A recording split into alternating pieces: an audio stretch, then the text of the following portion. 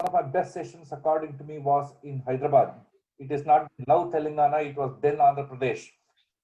Then I had spoken on CST amendment sometime in 2003. I still cherish that when I believe that that was one of my best sessions that I ever spoke. So I agree with Rajendra Kumar sir when he heard about that levy on central sales tax. Yes, I had done so much research on central sales tax that it's always been a very pet subject of mine. Now, I hope the screen share is available with you. Are you all able to see the screen share? Any of you, can you just put your thumbs up? So please share your screen, sir. It is not displaying presently. Not shared? Not it, sir. Not it. See now, screen share? Yes, Yes. sir. Yes. So the screen share is available. Now I am continuing to, yes, go back to my pet subject. This is one of the most debatable topics that we have in the goods and service tax law now. The concept of mutuality, which arises from the Calcutta Club's case of the Calcutta Club Limited of West Bengal, is one of the most heated topics today. Now, this entire Calcutta Club decision comes out of the concept of mutuality. Now, look at... Sir, can the screen please be maximized, sir? Can the screen be maximized? I hope it's maximized, right? Yes, sir. Thank you. Yes, thank you, Brahmanand sir. Now, this decision is important not just from the GST point of view, but this decision is also important from the Income Tax Companies Act or any other act point of view. The concept of mutuality that we talk or thought would go away with the introduction of the goods and service tax regime continues to come back and raise its head.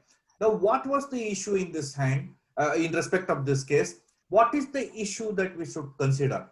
I am sure each one of you chartered accountants sitting here would be the auditors of some club or the other, some association or the other, some trust or the other. You would be doing something. It could be social service, it could be paid service, it could be service because you like the job, or you could be entrusted with something else. Now, what are the issues in respect of these transactions? Now, for some time, for next 15 minutes or so, I won't call this transaction a supply, but I will call this transaction a sale transaction. Although I know that in GST law, I have to be calling it as a supply transaction. Let's understand this as a sale transaction.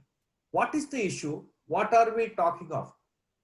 The Supreme Court in BSNL's case said transactions which are mutant sales are limited to clauses of Article 366(29)(a). Justice Lakshmanan, when he was rendering the judgment, he said the transactions of mutant sales. What is mutant sale? What is an active sale? What is mute and what is active? Mutant sales are those transactions which are hidden. You will not be able to see those transactions on a daily basis. You will not be able to see. So it is hidden. Something is hidden. Now, Justice Lakshmanan, while rendering the judgment in the case of BSNL, he expounded this and he said Article 366(29)(a) was precisely brought into the statute book, or the constitution was amended for these 6 reasons. First, he said Article 366(29)(a), which we were talking of, which relates to a transaction otherwise than in pursuant of a contract of property. A transaction otherwise than in pursuance of a contract of property in any goods for cash. That means you can enter into a transaction which need not be for goods, but it can be for property, otherwise than in respect of goods. Now, the Supreme Court in the New India Sugar Mills case and Vishnu Agency's case had said, if there is goods, there is tax. If there is no goods, there is no tax. The Supreme Court quickly realized after the New India Sugar Mills case that there are several contracts which can be transferred.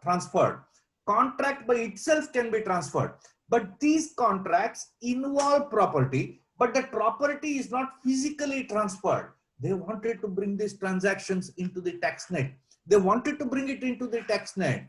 Now, in order to safeguard government revenue, the government thought, or the 61st Law Commission thought, that we have to levy tax. So Article 366(29) capital A talked about the taxability of a transfer otherwise than in pursuance of a contract. Transfer otherwise than in pursuance of a contract. Article 366(29) capital B talks of a transfer of property in goods, whether as goods or in some other form. All of us know this. These are works contract transactions. In fact, the issue arose because of the state to which my dear friend Rajendra Kumar Sir belongs. 9 STC 353, the first Gannon Dunkerley's case. It was the state of Madras which went to the Supreme Court to find out, to say, what is this transaction of mutant sale called works contract, which involves goods and which involves service. We will keep that discussion for another day. Article 366(29) capital C related to delivery of goods on hire purchase.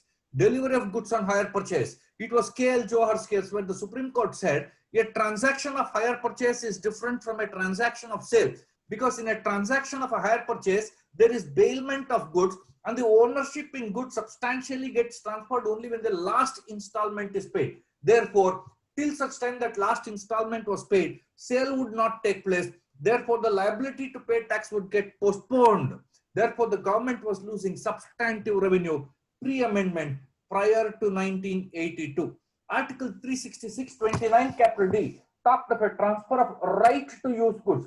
These are called lease transactions, which was pursuant to A.V. Mayappan's case. This is again the state where Rajendra Kumar belongs to. A.V. Mayappan went to the Supreme Court and said, I am a transfer, he was in the film business. He said, I don't transfer the right. I don't give them possession. I only kind of display this film. I only show them the film. Where is the transfer of right to use goods? Therefore, where is the sale? Therefore, the Supreme Court said there is a transfer of right, but there is no transfer of ownership. When there is a transfer of right without transfer of ownership, Supreme Court in the A.V. Mayappan's case said you cannot levy tax. Then Article 366(29) capital E came in, which talked of sale or distribution. This is where we are now grappling with the difficulty. Or distribution of goods by an association to its members. Article 366(29) capital E. And this was pursuant to the decision of Young Men's Indian Association. You are seeing that on your screen as bullet point number 4, where the Supreme Court said that there is no distinction between a club in its incorporated form, between a club in the corporate form and a club by way of registered society or incorporated by a deed of trust. He said the essence of the judgment in Young India's case was whether holding of property is holding on behalf of the members or there being no transfer of property from one person to the other. I will come to this. I'll explain to you what is the difficulty here, where we will get stuck when we do audits, when we give opinions. I will leave it. The last part of it related to Article 366(29) capital F, which talks of food and goods being food and drinks, which are consumed by human beings. The Supreme Court in this case said that in a transaction relating to supply of food and drinks, there is an element of service. So it is a composite supply. In the Northern India caterers case, the Supreme Court said that supply of food is a supply of service. Therefore, there can be no liability to tax. Therefore, hotels were not a subject matter of tax. Therefore, the Northern India caterers case and in the state of Punjab versus Associated Hotels case, the Supreme Court looked at this matter, allowed the appeals. The matter went up to the Law Commission and there was the 46th Amendment to the Constitution. Article 366(29) capital A came to be enacted. Now, what is this issue? In the Calcutta Club's case, there were two classes of transaction. Be careful. There were two classes of transaction. One, supply of goods, supply of service by the club to its permanent members, and supply of goods, supply of service by the club to its guest members or members who are not permanent members, of the club. Calcutta Club said, I will pay tax on supply of goods or supply of services to members who are not permanent members, but I will not pay tax in respect of supply of goods or supply of services in respect of permanent members. So there are two classes of transactions. One, supply to permanent members. Second, supply to non-permanent members. When it comes to supply to non-permanent members, West Bengal's Assistant Commissioner of Commercial Taxes gave an innocuous notice. He gave an innocuous notice. He never thought that this judgment is going to be this mind-boggling issue before the constitutional bench of the Supreme Court. He did not realize. He said, on one part of the transaction you are paying tax, on another part of the transaction you are not paying tax. What is the difficulty? Pay tax on the transactions where you supply goods or supply services even to the permanent members. The Calcutta High Court and the tribunal took a decision that the concept of mutuality will apply. What is this concept of mutuality? In the concept of mutuality, you will have to be clear that every member is a owner. Every member is a owner. That means every member is a owner of the club. I mean, permanent member is a owner of the club. That means if he becomes the owner and if the club supplies goods, supplies services to the owner, there can be no self-supply. There can be no sale to oneself. There can be no supply to oneself. Therefore, this issue came up before the Calcutta Tribunal, and the tribunal said that there are two concepts which we will have to realize. One, where a member is a owner and the club is a trustee of these owners. That means if there are 2,000 members of a club, these 2,000 members are owners, and the club, Calcutta Club, what we call as, is the trustee of these 2,000 people, because 2,000 people cannot run it on a daily basis. The club is the trustee. Therefore, they said the club is a trustee of these all these 2,000 members. It safekeeps all these members. Therefore, when the club sells to its members, there can be no liability to tax. The difficulty that arose was in the question of food and drinks under Article 366(29) capital A clause F, which talks of food and drinks. There is no difficulty. When the club supplies food, there is no difficulty. There is no liability to tax. It was constitutionally protected. Concept of mutuality will apply. Supreme Court had no difficulty. But the Supreme Court came up with another issue. Most of these clubs don't keep quiet. They don't keep quiet. They have a grocery store. They have a beauty parlor. They have a salon. They have something else. Now, when you come to all of these units or these departments also supply services to the members or goods to the members. They are not articles of food and drink. They are services which are specifically rendered by the members. The Supreme Court had no hesitation in holding that even in respect of these transactions, the supply of goods or supply of services by the club to its members is not a subject matter of levy of tax at all. So the society or the club is not said to have been acting as an agent of its members in providing facilities. A distinction therefore was made by the Supreme Court in respect of a body corporate and in respect of an unincorporated club. Be very, very careful when you take this call. Those of you who are going to take a call as chartered accountants in respect of, let us say, resident welfare associations or resident the associations in apartment buildings which exist, whether you can take a position that the concept of mutuality exists even there, and therefore the transaction between the association to its owner is not a subject matter of levy. This is the issue that has now cropped up. Now, most of the clubs that I know are now saying that we will not pay tax based on the Calcutta Club's decision. Although the goods and service tax law has brought in para 7 of the third schedule. Para 7 of the third schedule says that in respect of unincorporated persons, there will be no liability, there will be a liability to tax and it will be treated as a supply of goods, is what para 7 of schedule 3 says. Now this para 7 of schedule 3, the question that arises is whether the Supreme Court's decision nullifies this para 7, whether it nullifies this para 7. Many of my chartered accountant friends have said that supply of goods by any unincorporated association or body of persons to a member thereof for cash deferred payment can no longer be a supply. Therefore, para 7 of this second schedule to the GST law needs to be read down. So the government is also thinking whether it has to consider this, and therefore the issue will reach the halls of the Supreme Court. Now, in order to overcome this decision, we need to understand what is the difficulty. The difficulty is the members perform the activities for themselves. Take a resident welfare association, take a society, take a club for which you are a member. The members themselves form groups or elect themselves, one as president, secretary, vice president, whoever it is. The fact that they incorporate into a legal entity makes no difference. The essence is whether there are two persons, one who is supplying service, the other who is receiving service. If there are no two persons, there can be no liability to tax at all.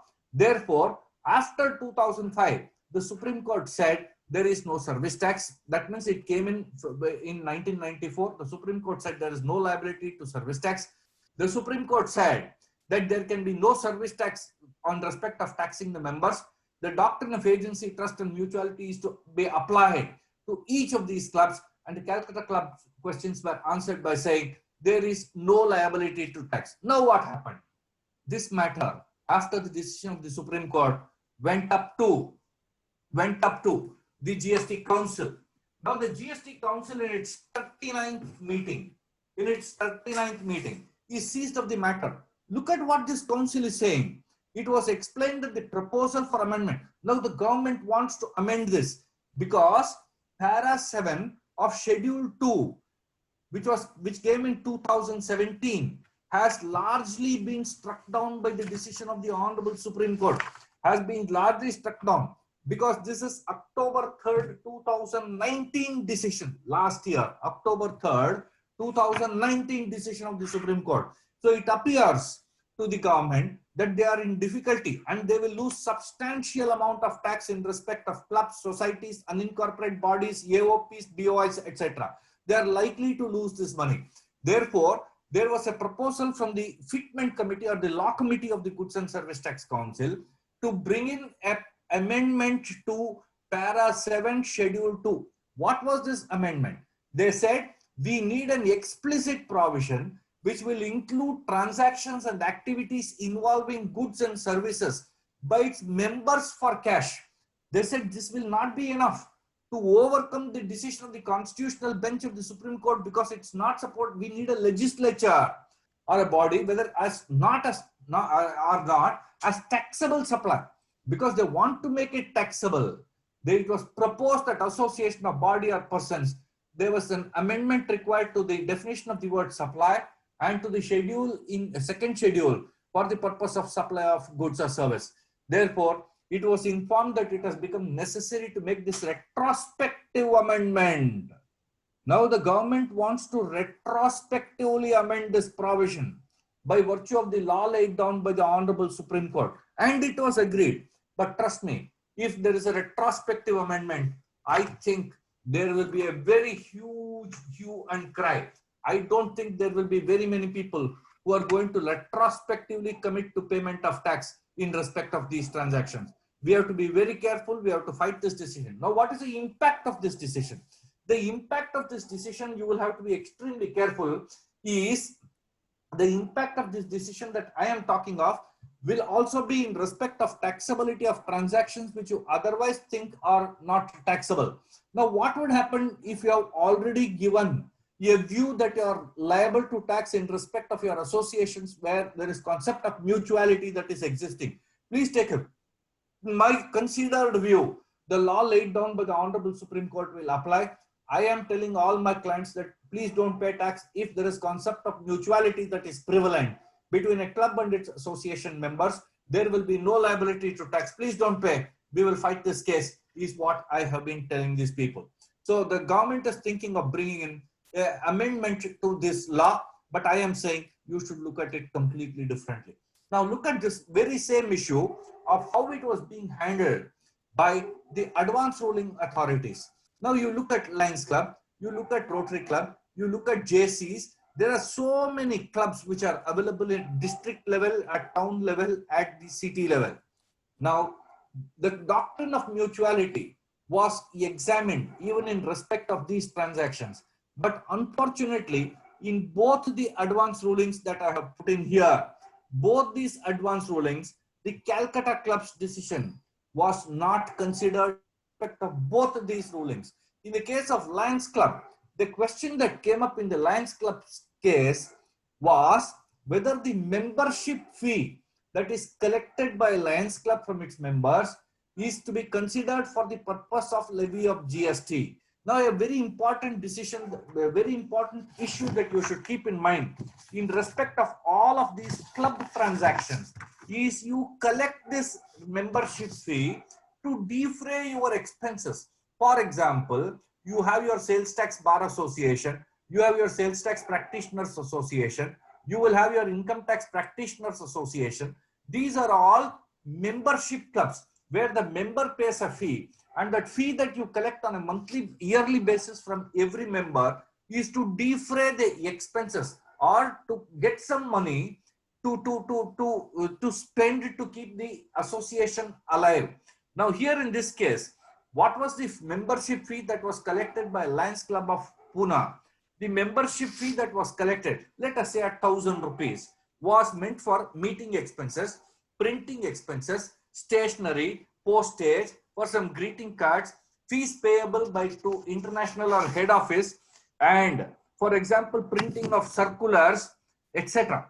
Now, in this case, the advance ruling authority said, since the fee that you collect here, membership fee that you collect here, is by the members, for the members, and of the members, there will be no liability to tax, because the money is not spent for rendering or supplying services to a third person.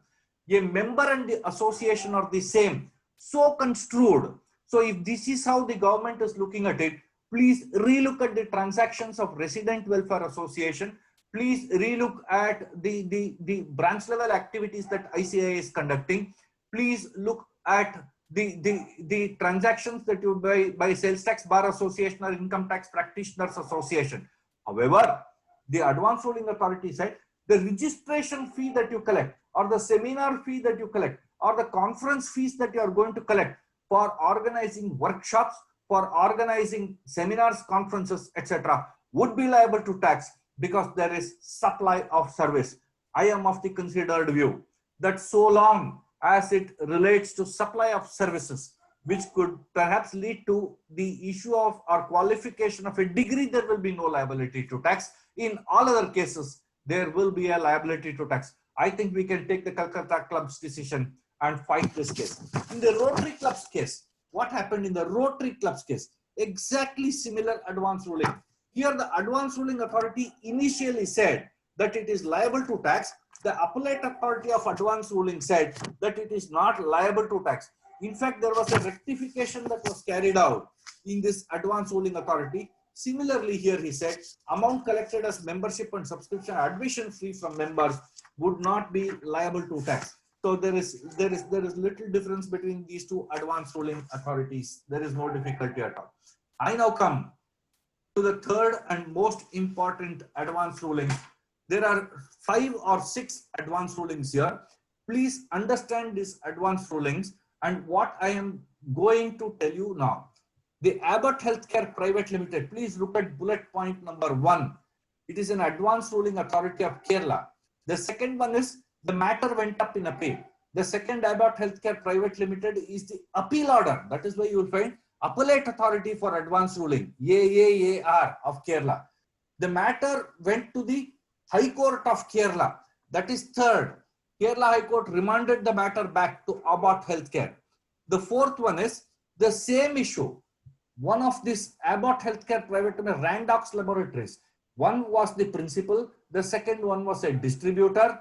The distributor went to an advance ruling in a different state. You will see how each of these transactions were dealt with completely differently by these transactions, by these authorities.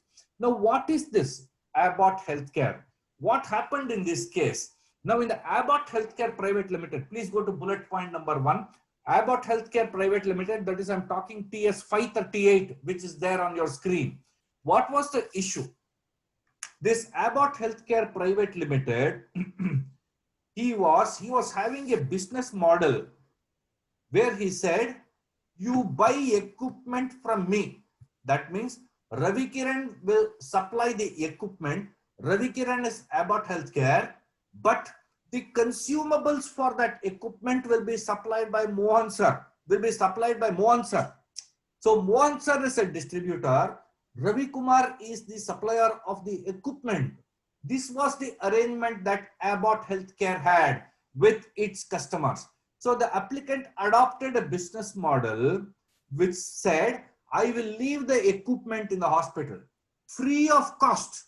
So it said, I will give you the equipment free, but consumables for that equipment like reagents, chemicals, films, you have to buy from Mohan Kumar.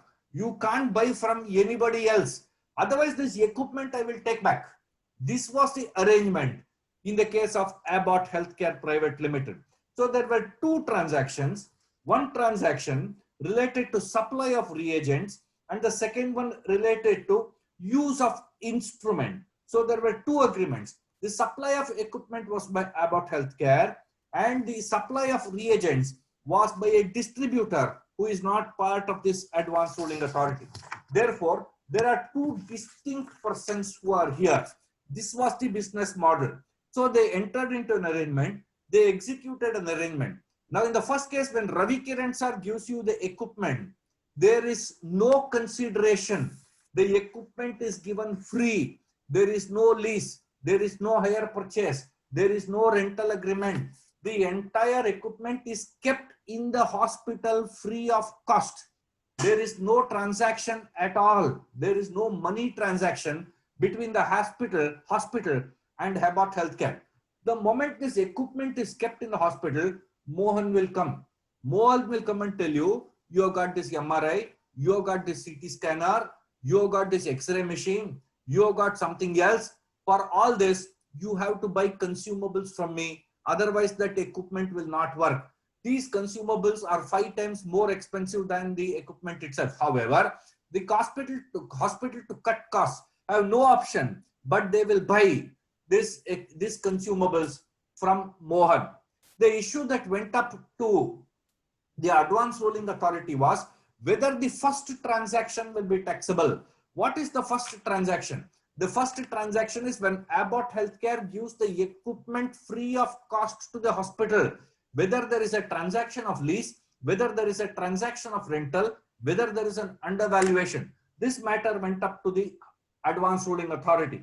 The advanced ruling authority said, no, you can't consider this transaction in isolation. Because if you take this transaction in isolation, Ravi Kiran is giving the equipment free of cost. In terms of 2 subsection 31, there is no consideration that is flowing from Ravi Kiran. Therefore, there can be no liability to tax. No liability to tax.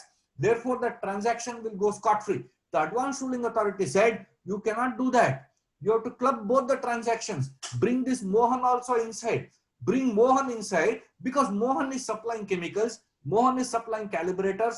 Mohan is supplying, let us say, for example, films. Mohan is supplying the reagents and chemicals for the purpose, kits, what they call it as, kits for the purpose of using this machinery. So you have to club both of it together. When you club both of it together, the advanced ruling authority said it is a composite supply. It is a composite supply. One supply is for supply of the equipment. The second supply is for the supply of the second supply is for supply of services or reagents, what we call it as disposables. Therefore, the advanced ruling authority said this is a composite supply, one for supply of machinery, the second one for supply of reagents and chemicals. Therefore, he said, club together, they become a composite supply. They will be liable to tax at the rate of 18%. The issue that came up was, if you read 2 subsection 30, which talks of composite supply means 2 or more taxable supplies, out of which one of it is a principal supply in conjunction with each other. There must be 2 supplies. Both these supplies must be in conjunction with each other, bundled together. Therefore, the advanced ruling authority said, yes, there are 2 supplies. It is a composite supply, and here the principal supply will be the rate applicable to the product, rate applicable to the machine that is supplied free of cost. Because without machine, there is no use of keeping the reagents. Therefore, the principal supply will be the machine. They said the rate applicable will be the rate applicable to the machine. They said the transaction is liable to tax. The second transaction is as per predefined minimum quantities. In fact, the advanced ruling authority, that is Kerala advanced ruling authority, said this is a colorable device. Be careful. You are scamming this transaction. When they say it is a colorable device, it is just sort of saying fraud. Just short of saying fraud. They said it's a colorable device. However, because it is a monopoly equipment, you will treat this as a composite supply liable to tax. Therefore, they said this entire method, business structure that you adopted is a colorable business module. Colorable business module. We have to be extremely careful when we talk of this. Therefore, they said when there is no consideration, there is no liability to tax, but the supply would get subjected to tax at the rate applicable to the product at the rate of 18%. They said this is a composite supply. You have to lift this veil and treat this as a single transaction liable to tax, and we will have to be careful. This matter was taken up in appeal by the appellate authority in Kerala. That is the second bullet point that you find there. 917 AAR 2018. The matter went up in appeal. In the appeal, the issue that arose was whether the original order was correct. Here, the appellate authority said that I have seen the facts, I am aware of this decision. Therefore, this is a clear case of a composite supply, and the first appeal order was upheld. The first appeal order was upheld. Nothing changed. They said liability to tax will be at the rate of 18%. The matter went up to the High Court. The High Court said, we have to be careful. The High Court said in a transaction like this, we have to be careful.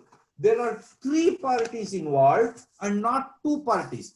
First one is when Abbott Healthcare supplies the equipment to the hospital, it is the first transaction. Second one is when Mohan Sir supplies the chemicals, it is transaction number 2. The third one is the hospital, which is the customer. So there are 3 parties who are competent to contract here, and we will have to be extremely careful to find out what happens to this transaction. 3 parties. So what are the concomitant factors that are applicable in this case for the purpose of levy?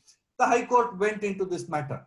The High Court said that as per the agreement, the supply of instruments, the supply of instrument by Abbott and the supply of reagents by Mohan Kumar are 2 independent contracts. When the supply is free of cost, there can be no liability to tax at all. However, when Mohan Sir charges you for the reagents, for the disposables, for the chemicals, for the consumables, that is a separate contract by itself, which will be a subject matter of levy. Therefore, the High Court also took note of the fact that if you don't buy from Mohan, there will be some penalty that is be imposed by the hospital, and the hospital is required to buy minimum quantity from Mohan on a month-on-month basis. All these conditions were noted by the High Court.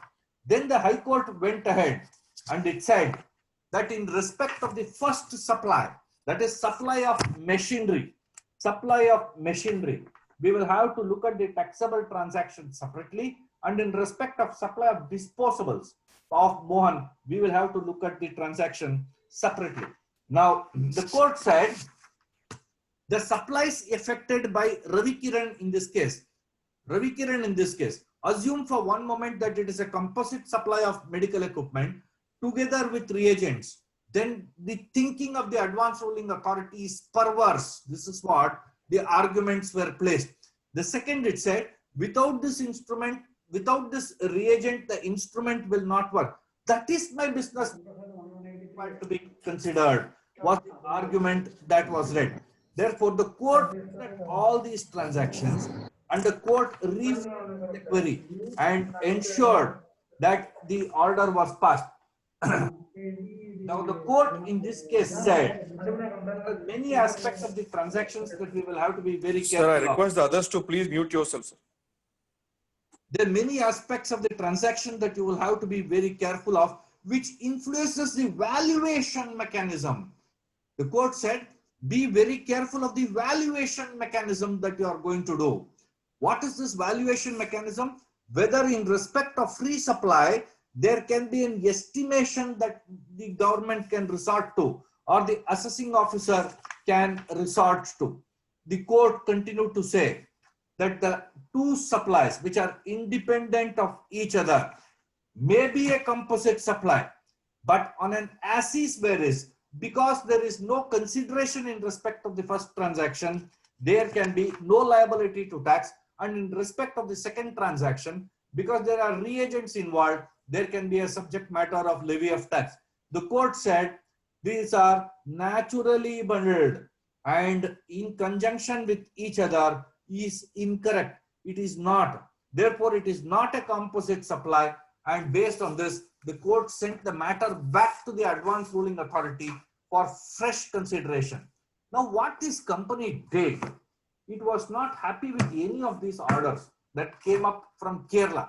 So what this company did, its distributor, who is Mohan in our example, this Mohan went for an advanced ruling in Karnataka.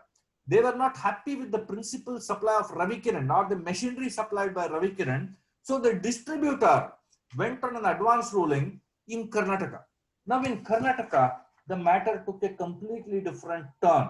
Now I straight away come off to the advanced ruling authority's order in Karnataka. Now in Karnataka, they said you have to be extremely careful when you read this transaction. The question is whether the title to the machine remains with Ravikiran. The question is whether the title to the machine remains with Ravikiran or whether the title gets transferred. He said if the title to the machine remains with Ravikiran, there is no liability to tax. So they went to the balance sheet of Ravikiran to find out whether he has capitalized the asset in Ravikiran's books and he's claimed depreciation. Because he had capitalized and claimed depreciation, the Karnataka Advanced Ruling Authority said the transaction relating to machinery is not liable to tax. Not liable to tax, whereas the transaction of Mohan, who supplies chemicals or reagents, is a transaction that is liable to be taxed. The Advanced Ruling Authority in Karnataka further pointed out one more issue which was not before them. The Advanced Ruling Authority said if Ravikiran takes a non-refundable deposit, please be careful, non-refundable deposit, then that non-refundable deposit will be the transaction value that will be a subject matter of tax. So there are three classes of transactions here. One, machinery supplied free of cost. Second, machinery supplied but there is a deposit which is non-refundable. Third one, machinery supplied by Ravikiran for which there is a deposit which is refundable. Fourth one, Mohan's business does not change. Mohan continues to supply only chemicals, reagents, consumables, etc. The test that came up before the Advanced Ruling Authority in Karnataka was whether these are bundled services or whether these are normally packages. Now here is where we will have to be extremely careful. The law was laid down by the Advanced Ruling Authority of what do you mean by natural bundling. Now be careful. This will not apply just to what I am talking, but this natural bundling test that I am talking will apply to all transactions which can be composite supply transactions. Now, how does the customer perceive? That is the first test that you have to take. In this case, hospital. How does the hospital perceive? Does the hospital see this transaction as I am buying the machinery because I want to buy the reagent from Mohan sir or chemicals from reagent, or the hospital has already decided that I have to buy chemicals from Mohan sir, therefore I have no option, I will buy machinery. How does the customer, how does the hospital perceive this transaction? This is test number 1. Test number 2, how does majority of the hospitals in the same business perceive this transaction? That means if there are 5 hospitals, all the 5 hospitals are going through the same method of transaction, or whether it is only one hospital in Kakinada which is following this transaction. This is test number 2. Test number 3, which are illustrative but not indicative. Whether there is a single price, whether there is a single price for this transaction. Test number 4, how is this advertised by the machinery supplier and how is it advertised by Mohan sir? Does the machinery supplier say machine is available for 1 crore and he doesn't talk anything else? Or does machinery supplier say machine will be kept in the hospital free of cost provided you buy reagents? So how you are going to advertise this is the next one. The 6th one is there is nothing which is integral to the overall supply. Whether there are any preconditions that are attached, then the advanced ruling authority came to the conclusion that there is no formula. Each test or each business, you will have to look at it completely differently. Therefore, they said the bundling business or natural bundling that we see in 2 subsection 30 read with section 8 and 2 subsection 94 which talks of the principal supply. It is required to be determined on a case-to-case basis. For example, in the same business that we are talking of, whether machinery will be principal supply or reagent supply will Mohan will be principal supply. If you look at it from the Abbott healthcare point of view, without machine there is no reagent. If you look at Mohan, without Mohan there is no Ravi Kiran that will exist. Therefore, which is the principal supply? Whether you have to go by value or whether you have to go by volume was the question. Value means what is the price of the machine versus price of consumables for 1 year, 2 years, 3 years, for whatever contract period. Alternatively, whether the price of consumables is higher and the price of machine is lower. So should you go by value or should you go by volume? Should you go by value of machinery or value of the consumables was the question. The advanced ruling authority said there is no formula. It is how the market perceives this transaction. That is how you will have to look at the transaction. So they are naturally bundled in conjunction with each other. What is in conjunction with each other? In conjunction with each other means all the 3 parties have to come together. Mohan, hospital, Ravi Kiran. All 3 come together, see how this transaction works. Then you determine what is a principal. What is a principal supply after all of this. So after we considered all this, the advanced ruling authority in Karnataka said that in respect of this arrangement relating to plant and machinery, there is no liability to tax because there is no consideration. And in respect of reagents, there is a supply transaction that will be liable to tax. They said this is not a composite supply because there is no natural bundling, there is no composite supply. Input tax credit will be available to every party. To every party, input tax credit will be available. So this is the sum and substance of this entire transaction relating to Abbott. Then I thought, now because this is festival season, I will deal with some transactions relating to vouchers, gift cards, and how do we understand this transaction. Please look at the last part of this slide. Last part. We have Kalyan Jewelers, we have Sodexo, we have Union of India versus Delhi Chit Fund. We have 3 cases to discuss here. Now, all these 3 cases, I will tell you what exactly happens in respect of these transactions. You forget Kalyan Jewelers, you can take Bhima Jewelers, you can take Ummidi, you can take Anjaneyulu Chetty and Sons, you can take whoever is your jeweler. Now, all these jewelers, they will have vouchers, they will have gift cards, they will have chit funds, they will have schemes that they will be running, they will have margin money schemes. You look at all these transactions, importantly jewelers. Be very, very careful. Now, before I go to this jewelers, I have to give you one example of this jewelers transaction that I came across when I was doing the audit of a jewelry firm. Because it is jewelry firm, I have no bias, so I have no offense meant for jewelers. But let me give you this example. There was this jeweler who came to me, excellent books. Books were maintained pakka by this jeweler. Whatever I would ask him, he would come and give me the details. Then suddenly, in the P&L account, I saw an entry. I saw an entry for insurance, which was something like 5 lakhs and odd for insurance. I said, what is this 5 lakhs insurance that is coming here? Because 18% of 5 lakhs came to something like 1 lakh. So I wanted to see the input tax credit claim. So I said, okay, you go and bring your insurance policy. He said today, he said tomorrow, he said day after tomorrow. He never gave. Then I told him, if you want me to sign this audit report, I want that policy, because it is a check paid to New India Assurance Company and it's a government entity. So it's a pakka entry and I want to see the policy. Without the policy, I will not move ahead. He said, okay, sir, I will bring the policy. First, I got a doubt whether this 5 lakhs could be for some 5 years under some scheme, because sometimes this insurance policy fellows come under scheme. Pay for 5 years, I will give you so much discount. I thought it is possible that this fellow has taken an insurance policy like that. But ultimately, when he bought the policy, I saw that he had insured his stock for 7 crores. Stock was insured for 7 crores. There was 1 crore cash insurance.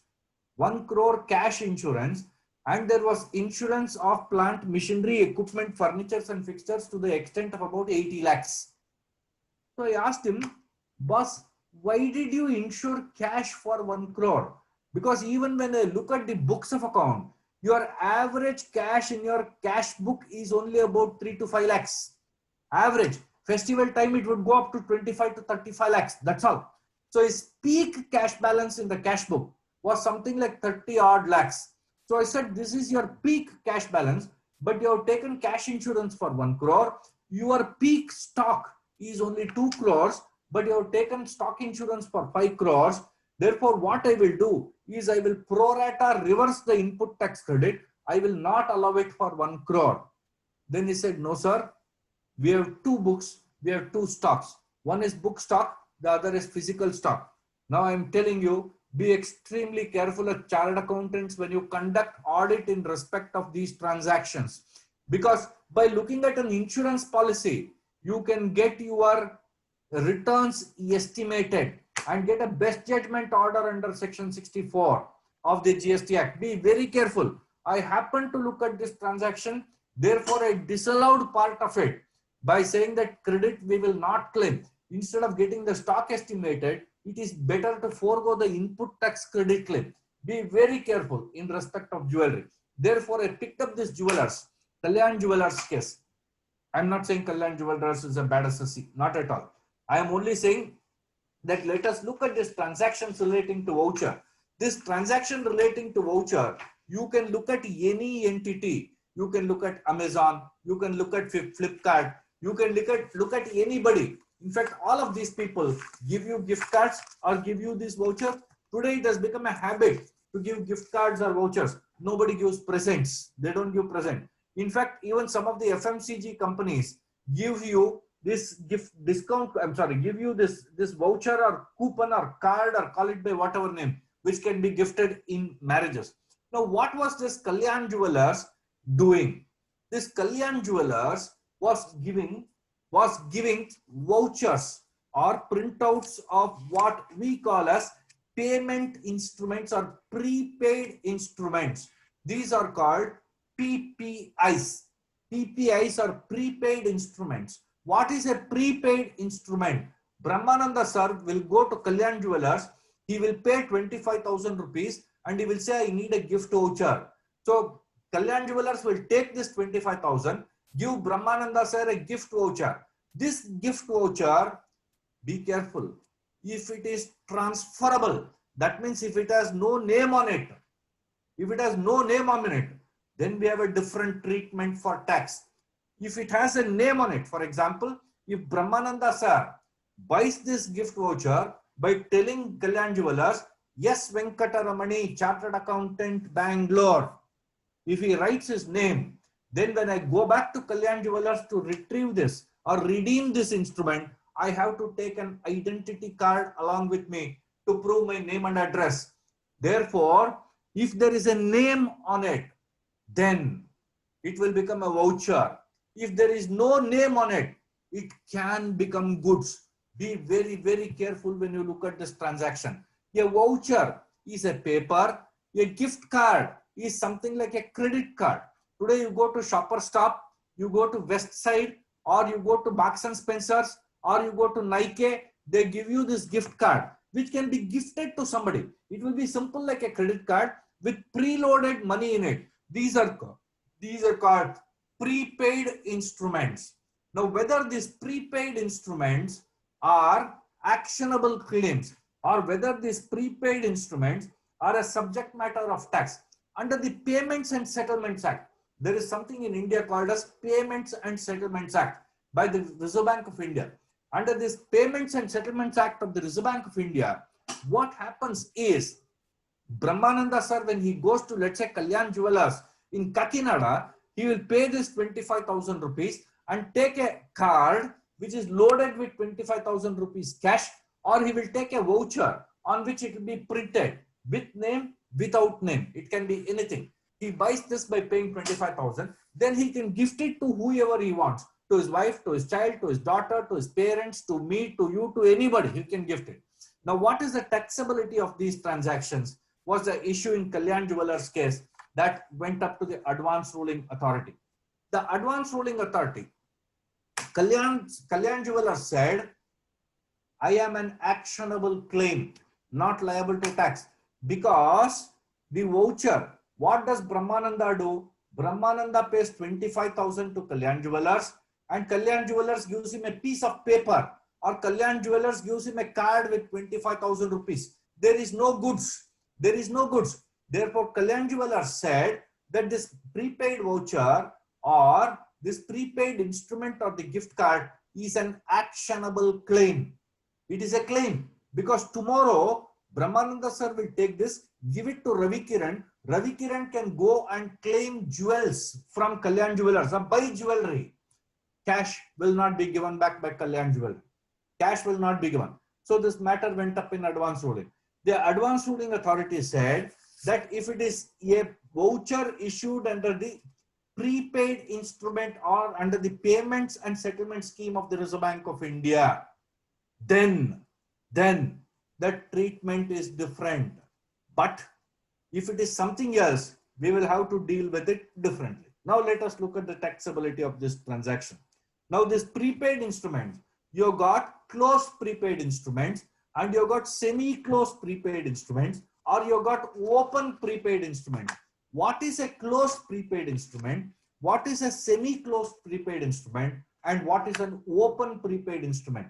A closed prepaid instrument is one where there are only two parties. That means there is Kalyan Jewellers and there is Brahmananda. Brahmananda pays 25,000 to Kalyan Jewellers, gets the voucher, comes back. What is a semi-closed prepaid instrument? A semi-closed prepaid instrument is one where there is more than one party. That means Kalyan Jewellers will authorize Mohan to be his agent to sell these coupons. He will give 50 coupons to Mohan and say, each one is 10,000 rupees. One you sell to Brahmananda, one more to somebody, one more to somebody. Go and find your person. I will give you 2% commission. So Mohan will get 2% commission. If he sells a coupon for 10,000, Mohan sir will get 200 rupees as his commission. So Kalyan Jewellers will pay Mohan. Mohan will collect the money. Mohan will collect the money from the customer, pay it to Kalyan Jewellers. Mohan gets only 200 rupees. Nothing else he will get. Now these are called semi-closed prepaid instruments. Now when you look at both these transactions, Mohan doesn't get jewelry. Brahmananda doesn't get jewelry. Both these people only get a piece of paper from Kalyan Jewellers and they give it to somebody else.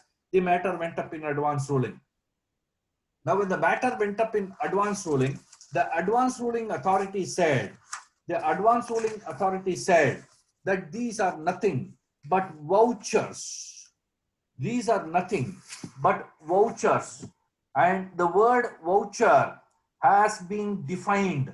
The word voucher has been defined. 2 subsection 52 defines goods. So they said this voucher has both the value and the ownership and is the property of whoever first purchases. So if Brahmananda buys it first, he is the owner of these goods, and therefore these vouchers will be goods, and therefore Kalyan Jewellers is deemed to supply vouchers. When they supply vouchers, the time of supply will be determined in terms of section 12, and the rate of tax will be as applicable to the product. So here the advance ruling authority said that if Brahmananda buys a paper, be careful. That is why I put voucher separately and gift card separately. If it is I put voucher separately and gift card separately. Voucher is what Brahmananda gets if it's a paper. Gift card is like a credit card where some of these companies, like for example, Shopper Stop, West Side, they're slightly advanced. They load, there is a magnetic tape. They load the money and give. Once you use the card, they will take back the card and reuse it for somebody else. Therefore, in respect of this gift card, they said so far it is gift voucher, the rate of tax is 12% because it is paper, liable to tax under entry 132, chapter 49. But if it is going to be a gift card, the rate of tax will be under chapter 85, liable to tax under seal number 382 of schedule 2. And they said the rate of tax will be 18%. When they discussed this judgment, the advance ruling authority also looked at Sodexo. Now, this Sodexo is a very interesting decision. Now, when the Supreme Court said Sodexo, in Sodexo meal coupon, they said it is not goods. It is not goods. Now, what is this Sodexo and what is the issue involved in Sodexo? Sodexo is a voucher. Most of these multinational companies in Hyderabad and multinational companies in Bangalore, Delhi, Gurgaon, Noida, wherever you see, to keep their employees in check, they give what is called as this Sodexo meal vouchers. This Sodexo has tied up with something like 25,000 restaurants across India where you can go and buy food, or they've tied up with merchandise stores, grocery stores, vegetable stores, fruit stalls, handicraft stall, etc., where you can redeem this Sodexo coupon and buy the goods. Now the matter went up to the Supreme Court. The Maharashtra authority said that the Sodexo voucher is nothing but goods, pay entry tax and under the local bodies tax of Maharashtra, or what they call as octroi. This matter went up to the High Court and thereafter to the Supreme Court. The High Court said it is goods, therefore you pay octroi. The matter went up to the Supreme Court. The Supreme Court said in respect of Sodexo coupons, these coupons are given by companies to its employees as part of salary. As part of salary. So when they give it as part of salary, there can be no further liability to tax. They said when I give it to you as part of salary, there can be no further liability to tax. When it becomes a salary, it is not goods, it becomes a cash or cash equivalent. Therefore, there will be no liability to tax. In fact, the Supreme Court went on to say that in Anraj's case, the Supreme Court had said, the Supreme Court has said in the 1986 Anraj's case that lottery tickets are goods. Lottery tickets are goods. Thereafter, in Sunrise Associates case in 115 STC, the Supreme Court reversed that decision and said no lottery ticket is an actionable claim. In the Yasha Overseas case, the Supreme Court went further and the Supreme Court said all these point system in credit card, be very careful. The points that you get when you use credit cards, the point that you get when you go to Reliance Retail, the point that you get when you buy from Flipkart, the point that you get when you buy airlines ticket from makemytrip.com or somebody else, all these points are goods which could be subjected to tax. Be very careful. The Supreme Court in Yasha Overseas case has said, so these could be supply transactions. Therefore, vouchers are liable to tax at 12%. Cards are liable to tax at the rate of 18%. If they become transferable, they become 18% as goods. If they are non-transferable, they will be liable to tax at 12%. Be careful. The rate applicable to voucher will apply. The rate applicable to jewelry will not apply. Jewelry is liable to tax at 3%, but voucher is liable to tax at 12%. Brahmananda can argue with me saying, sir, in the end, what will happen if I give this voucher to Venkataramani? Venkataramani will go to Kalyan Jewelers and buy only gold. That may be the case, but the rate of tax in respect of jewelry will not apply in respect of supply of vouchers. So be very, very careful in respect of these transactions relating to vouchers. It's Diwali time. All these transactions are taxable transactions. Now we go to yet another beautiful decision of authority for advance ruling by Maharashtra. Now these are in respect of companies. Now what these companies do, you have to be very, very careful. Some of these companies enter into transactions with a supplier located in some country and a buyer or recipient located in another country. Now let me give you an example. Brahmananda sitting, let us say, in Kakinada, what he can do, he can place an order on a German company and tell the German company, please deliver this machine in Kuala Lumpur, in Malaysia. He will say, my manufacturer is in Malaysia, deliver this machine from Germany to Kuala Lumpur. The question is whether this is liable to tax under GST. Now there are three parties to contract in this case. Please be careful. There are three parties. There is a German company who supplies machinery to Brahmananda. There is a second transaction where Brahmananda supplies this machinery to his customer who is located in Malaysia. So there are Kuala Lumpur. So there are three parties to this competent to this contract. There are two transactions of some buy and sell. The first supplier is the German company. So the first transaction is between the German company and Brahmananda. German company is the seller, Brahmananda is the buyer. The second transaction is seller is Brahmananda, buyer is the Malaysian company in Kuala Lumpur. So there are three parties competent to contract. However, Brahmananda will place an order on the German company, tell him to deliver it directly to the customer in Malaysia. The question that arose in this transaction is whether there is an import of goods. If there is an import of goods, whether I have to pay customs duty, and on top of customs duty, whether I have to pay IGST at the rate of 18%. Be careful. If you are going to look at Brahmananda's books, it will say import of machinery 2 crores because Brahmananda would have paid the German company, but the goods would not have come to Hyderabad. Goods would not have come to Kakinada, Visakhapatnam or Godavari district. It won't come. It has gone directly to Malaysia. And in Brahmananda's books, you will also find sale of machinery to the Malaysian company as export. So neither there is import nor there is export. So these are called out and out transactions. These are called out and out transactions. That means it's outside the territorial waters of India to outside the customs frontiers of India. Therefore, it's outside the customs frontiers, outside the territorial waters. Therefore, when there are two outs, they are called out and out transactions. In respect of out and out transactions, the authority for advance ruling in INA bearings said the question of payment of customs duty will not come. Because if you have to pay customs duty, be careful. Brahmananda's books of accounts will show purchase of machinery and sale of machinery. It will show purchase of machinery and it will show sale of machinery. It will show purchase of machinery at 1 crore, sale of machinery at 1 crore 10 lakhs. But there will be no customs duty payment because the goods have not entered the customs frontiers of India.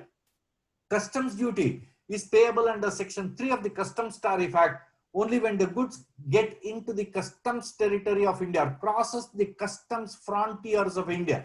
Because it doesn't cross the customs frontiers of India, the customs station, what we call, there will be no liability to pay customs duty. If you don't pay customs duty, there is no liability to pay IGST. Because in respect of goods, be careful, in respect of services, there is no customs duty. In respect of goods, when you pay customs duty, there need not be a, sorry, there will be a liability to pay IGST. If you don't pay customs duty, there will be no liability to pay IGST. Therefore, what the advance ruling authority in this case said, these are imported goods sold from a non-taxable territory to another non-taxable territory.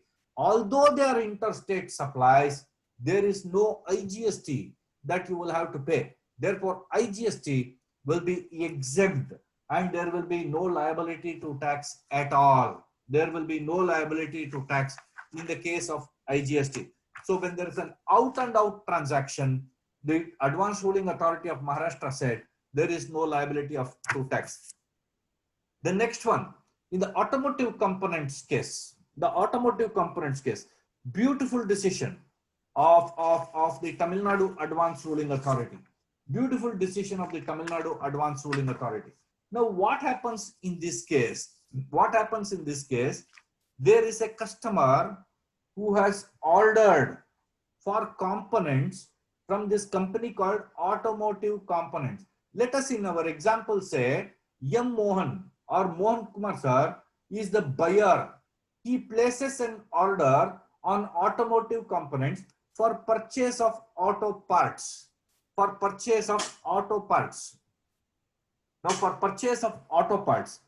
Now, this auto car, what it will do, auto components, what it does, it places an order on a company in Thailand, because Thailand is known for auto parts manufacturing. It places an order on a Thailand company. What this Thailand company says, he says, I have the manufacturing facility, but you have to give me the molds. You have to give me the tools, jigs, dies, fixtures, and molds for manufacture. So he says, a German company will manufacture molds, send it to Thailand directly. It will send the molds to Thailand. Using these molds, the Thailand company will manufacture and supply it to automotive components. Now the question is, these molds are outside India. These molds are used for the purpose of supply. Physically, these molds don't come into India. But what this automotive component does, the moment it buys molds, it will invoice Mohan Kumar and say purchase of molds, and it will charge CGST and SGST. Now what it does is, when the British company also supplies from Thailand, there is an invoice that is raised on automotive components here. Now the transaction here, or the matter which went up to advance ruling, is in respect of molds and is not in respect of any other transaction. So automotive components raises a separate invoice on the customer for the supply of molds, which will be a subject matter of tax. But be careful, the molds physically continue to remain outside India. Molds are not in India. It is supplied by the German company directly to Thailand. Molds remain outside India. The advance ruling authority said, because the title in the molds get transferred. Although the molds never physically enter India, because there is a transfer of title in the molds from automotive components to the customer, there will be a supply transaction, and that supply transaction will be an IGST transaction. It will be in the nature of interstate supply, and therefore IGST will be liable to be paid, is what the Honorable Advance Ruling Authority says. It's a very interesting decision. If you have the time, please look at this advance ruling. It is very interesting to read this transaction. The next advance ruling is a beautiful advance ruling, excellent advance ruling in the case of penguin trading. This was in the case of Orissa. This related to royalty. Most of you who deal with mining, transactions, you will see that how this transaction relating to royalty works. Now, you have to be very careful to understand this royalty transaction. Now, there are two things that you have to be extremely careful in respect of royalty transactions. What are these two things that you will have to be extremely careful in respect of royalty transactions? Now, when you enter into transactions with government, for what? for the purpose of grant of mining lease. When you enter into a transaction with the government for the purpose of grant of mining lease, there are two transactions that are involved. Be extremely careful. There are two transactions and it is not one transaction. What are the two transactions? The two transactions are right to license. The government gives you a license to mine. It gives you a license to mine. This is a transaction on which reverse charge will be applicable. Reverse charge will be applicable. The second transaction will be right to retain the exploit. Beautiful decision. The first one is license right. Government gives you a license. The moment it gives you a license, what will happen? Mohan Kumar will go with his bulldozer, JCB will go with everything. He will use explosives. He will start mining. He will mine iron ore. He will mine bauxite. He will mine jelly. He will mine aggregates. He will mine sand. He will mine, I don't know, whatever you want, he can mine. Here the advanced ruling authority said there are two transactions. First transaction is a right to mine for which you have a license. In respect of that transaction, there is a reverse charge that you will have to pay. Quid pro quo is over. Second one is right to exploit and retain the appropriation. Right to appropriate the exploit. What is right to appropriate the exploit? Nobody will pay crores of rupees as license fee if he tells you, you dig everything, keep the sand and get out. Mohan Kumar sir will pay him 5 crores for this mining lease only because he allows you to take out the coal, he allows you to take out the granite, he allows you to take out bauxite, minerals, whatever. If you don't allow, nobody will pay that money. The first one is right to mine. The second one is right to appropriate the exploit. There are two transactions. Here the advanced ruling authority said, you have to be very careful. One, right to license is reverse charge. The royalty that you are paying to the government for extraction of mine, please be careful. That is a state tax which will not be a subject matter for levy. It does not involve movement of goods. Does not involve. The first transaction will be liable under licensing services for right to use minerals. Now this issue went up to the advanced ruling authority. The advanced ruling authority said that it will not fall under this entry relating to licensing services for right to use minerals. It will not fall here. They said you will have to look at the transaction relating to 9973. In 9973, please be careful. The licensing services will not fall here. The licensing services will fall under serial number 17, HSN code 9973 of the notification 11/2017, where it is leasing or rental services with or without operator. So it will not fall under 9937, but it will fall under 9973.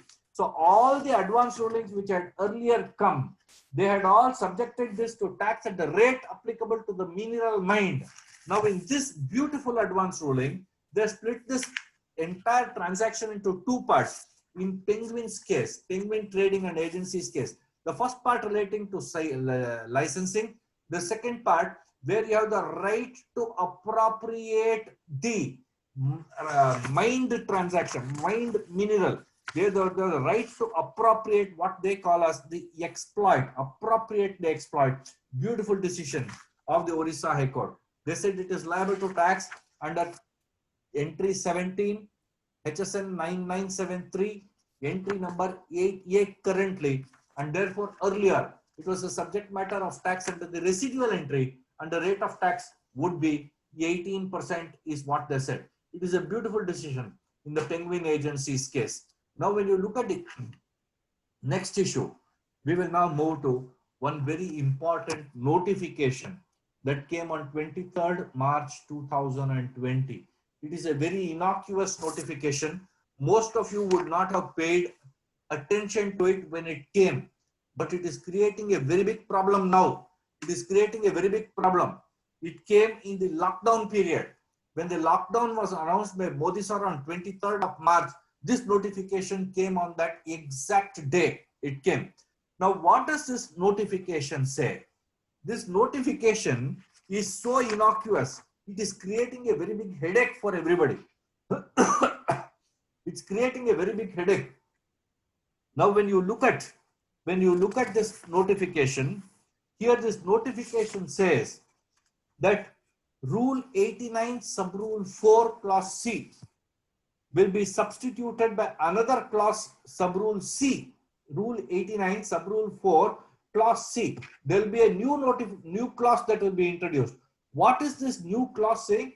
This new clause is saying turnover of zero rated supply of goods. Be careful, not services. Turnover of zero rated supply of goods in the formula prescribed under 96 for refund is now restricted to lower of the following. Value of zero rated supply.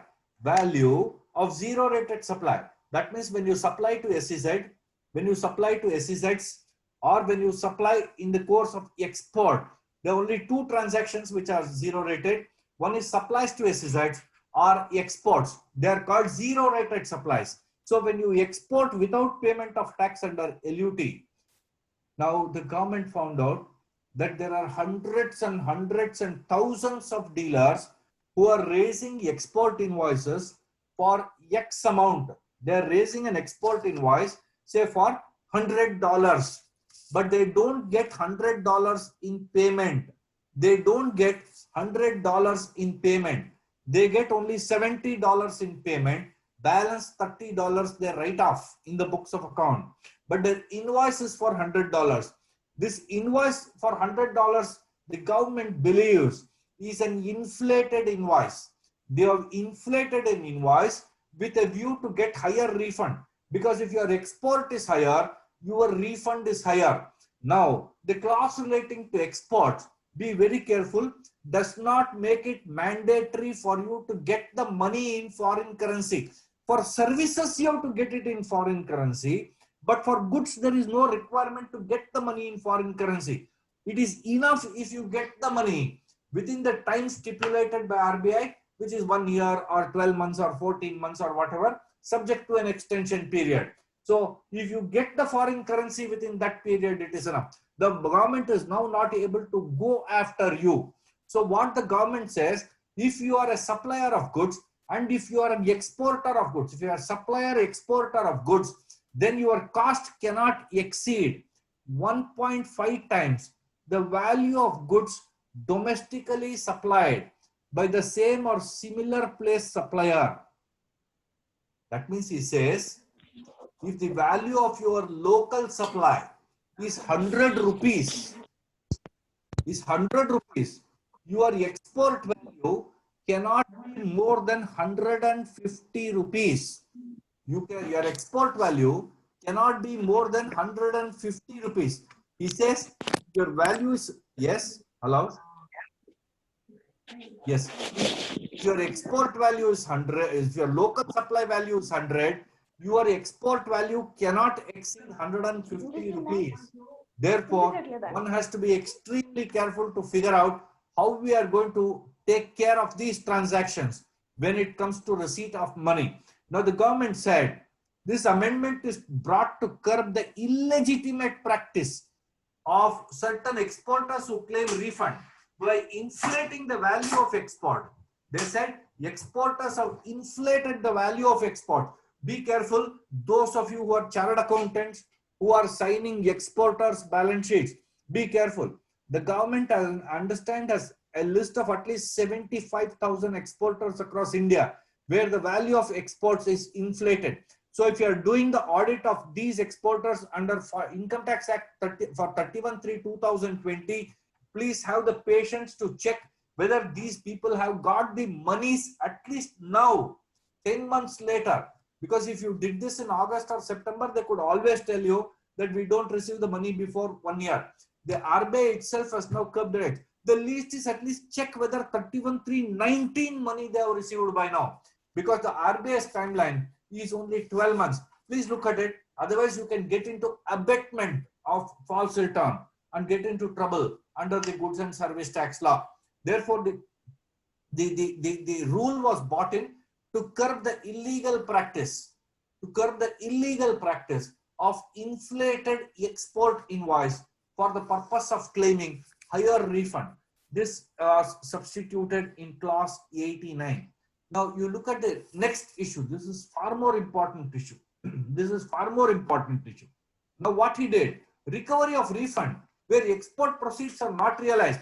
If you look at the first, he said be careful, the value cannot exceed 1.5 times. Now he brought in another rule. He said in terms of rule 96 capital B, which is inserted with effect from 23/3/2020, if you have not received the money, he said to the extent you have not received the money, you please refund the amount that you have collected as refund. Now, because you apply for refund every quarter or you apply for refund every month, you take the refund amount, 90% of it is taken. For the balance, notice will be issued, assessment will go through, or even after assessment, you take the balance as refund, but within 1 year from the date of export of goods, you don't realize the foreign exchange. Now what the government has done, when they realize that there are fake refund applications, they have said, issue notice. And the moment you issue notice and you have not received the money, and if you have not received the money, the government said, you recover the refund. When the sale proceeds are realized, now suppose you say, I have not received the sale proceeds for 31/3/2019. He will give you notice under 96B now, recover the excess amount he has refunded, and he will tell you when you get that money from whichever country, USA, America, Spain, etc., you take your refund and you move ahead in life. So what you have to be very careful is, if you have not received the money, you have to refund it right now to the government proportionately. Refund it proportionately. And in that proportion of amount debited in cash and amount debited in credit is what you will get. So proportionately, sales against export, you will get proportionate amount. When the sale proceeds are realized and you produce evidence within 3 months, you can recover the amount that is there. This was the amendment number 2, 96 capital B that came in. So I have covered that earlier, slide, and the facility to allow proportionate refund of taxes in cash and credit together in one shot. So this rule 92 capital 1A was introduced in the statute book with effect from 23/3/2020. Be careful, the proper officer is entitled to adjust any outstanding demand before sanctioning refund.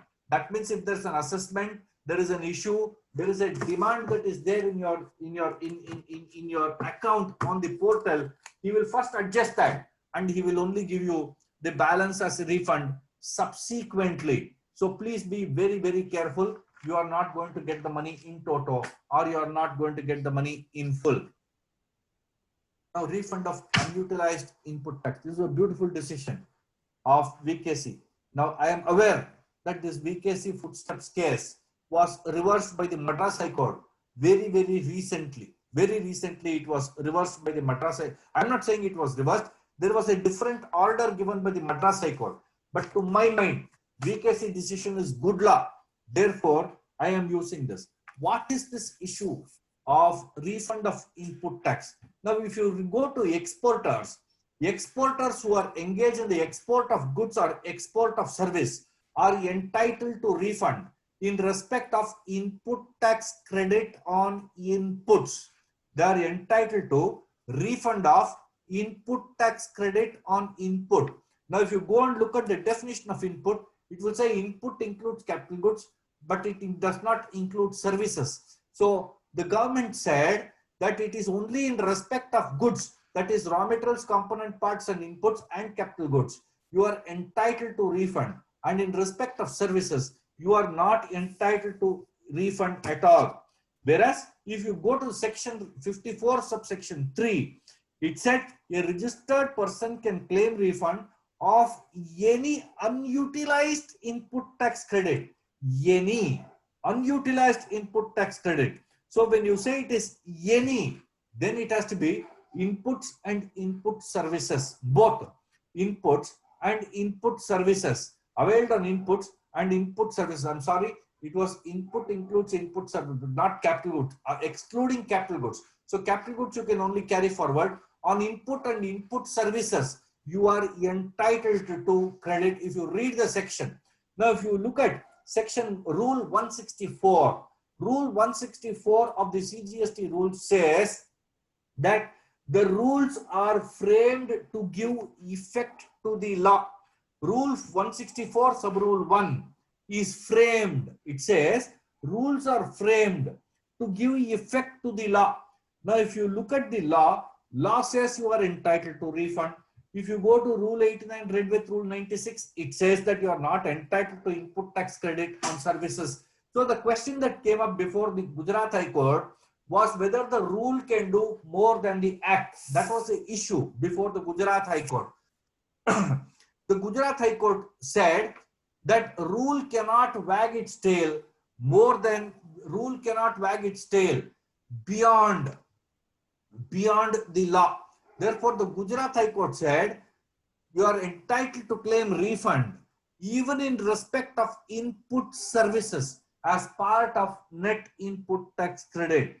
So this is good law, and it read down rule 5 sub rule 1. It read down the law relating to the availment of input tax credit for the purpose of refund. Now, what it did, sub rule 5 of rule 89, it prescribed a formula. By using this formula, input service was outside the purview of input tax credit. So the moment you remove input service from outside the formula, your refund value comes down. The value of refund comes down. So this is what we will have to be extremely careful.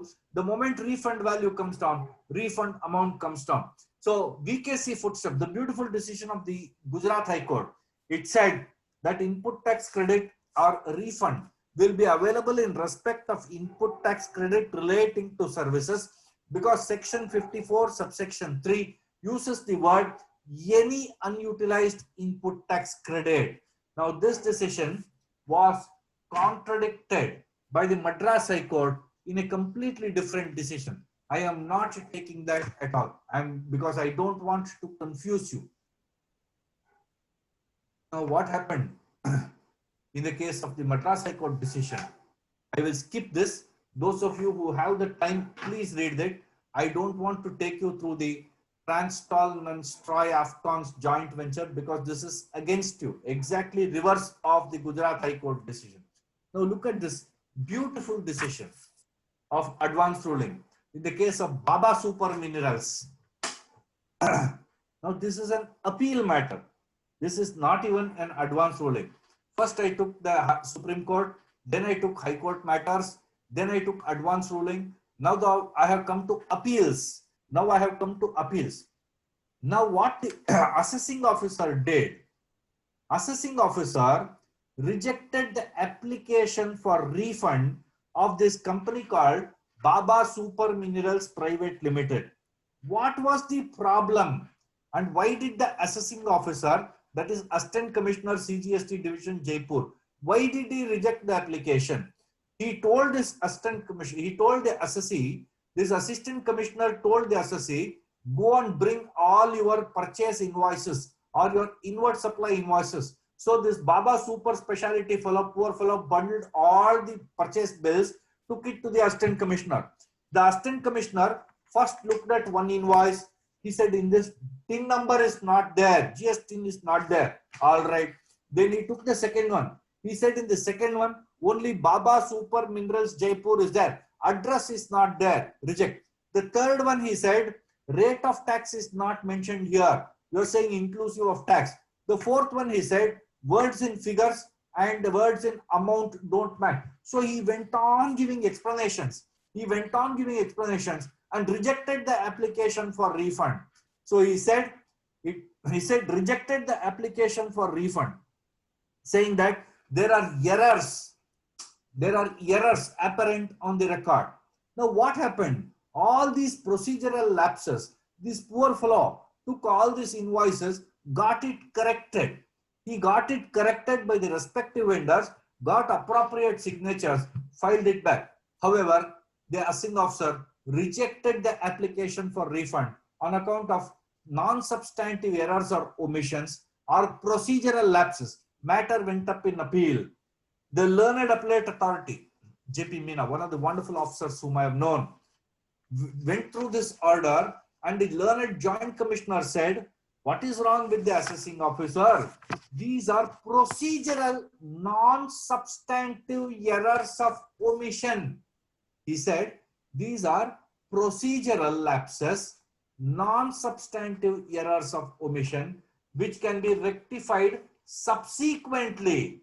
Therefore, the question of stopping refund does not arise. So he said, give refund in respect of such cases. There is absolutely no difficulty. Please give a refund in respect of such cases.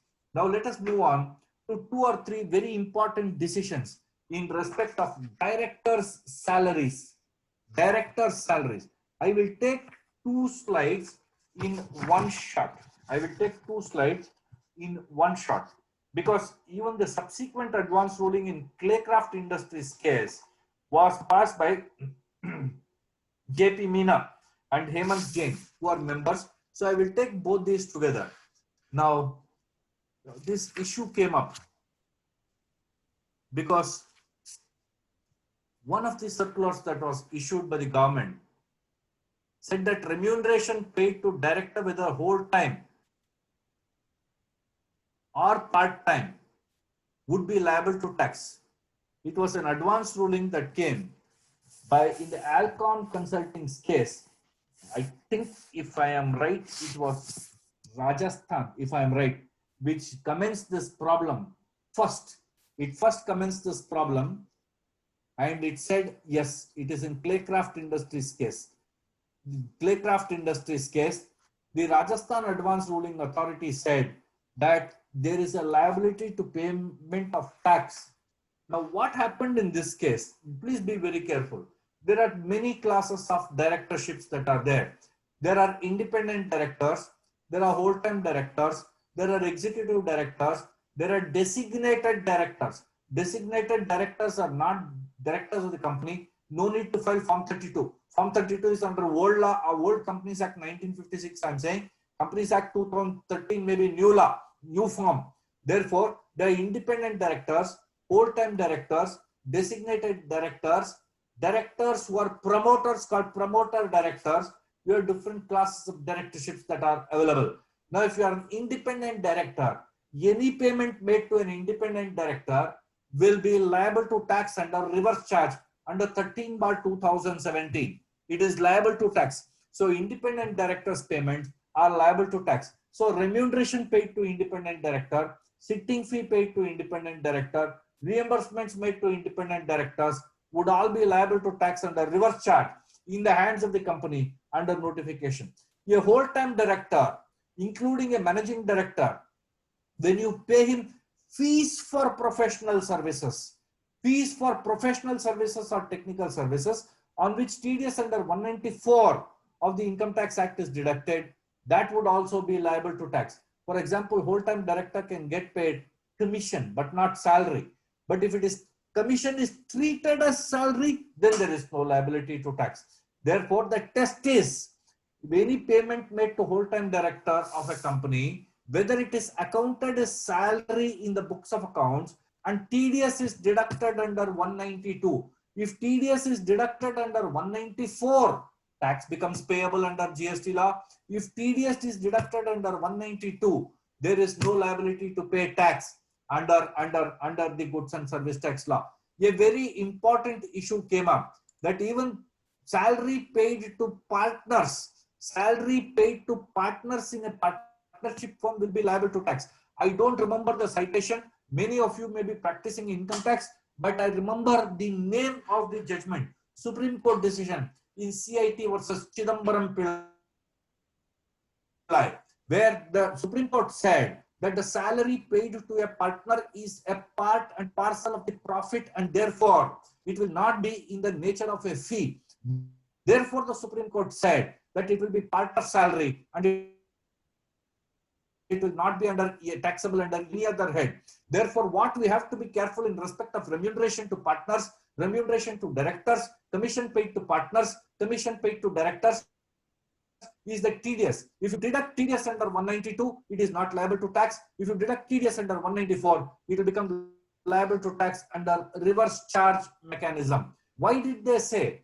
In the Claycraft Industries case, the Advanced Ruling Authority in Rajasthan High Court's case said that what is the single test to determine whether directors are employees of the company or not?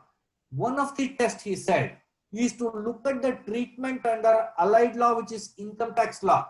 They said if the treatment under income tax law in respect of payment effected to directors is as an employee of the company, that means if TDS is deducted under 192, then the question of payment of tax under GST will not arise. If TDS is deducted under 194, then question of payment of tax will arise. Therefore, in the Alcon Consulting's case, the services provided by directors of the company are not covered under Clause L of Schedule 3. This is a old advance ruling. The board's ruling or the board's clarification or circular has come on 10th June 2020. 10th June. These two advance rulings that are here, the Claycraft Industries advance ruling and the advance ruling in the case of the Alcon Consulting's case, are in February 2020 and October 2019. So you don't have to worry about this. The board's clarification is there, which talks of TDS. If TDS is under 192, no liability to tax. If it is under 194, it will be a subject matter of levy. Directors who are in whole-time employment or those who are entrusted with day-to-day operations are termed as executive directors. They are employees of the company, is what this circular says. It says any person who is a whole-time director of a company is an employee of the company under the Companies Act 96 or Companies Act 2013. Therefore, there will be tax. Sitting fee paid to directors, whole-time directors related to tax, independent directors will be a subject matter of levy. Anybody who is engaged in the day-to-day operations of running the company, they say is an employee. Therefore, in the allied blenders and distillers case, just as that this was an issue under the service tax law, remuneration paid under to directors.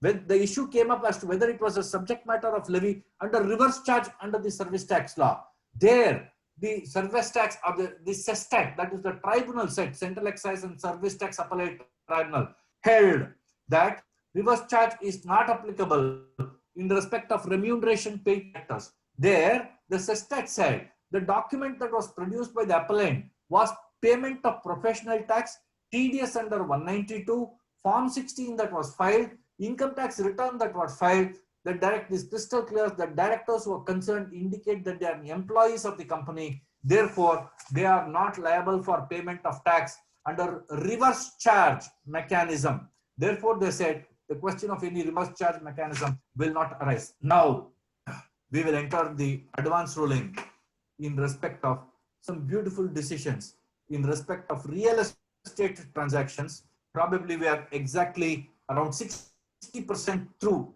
Now we will see.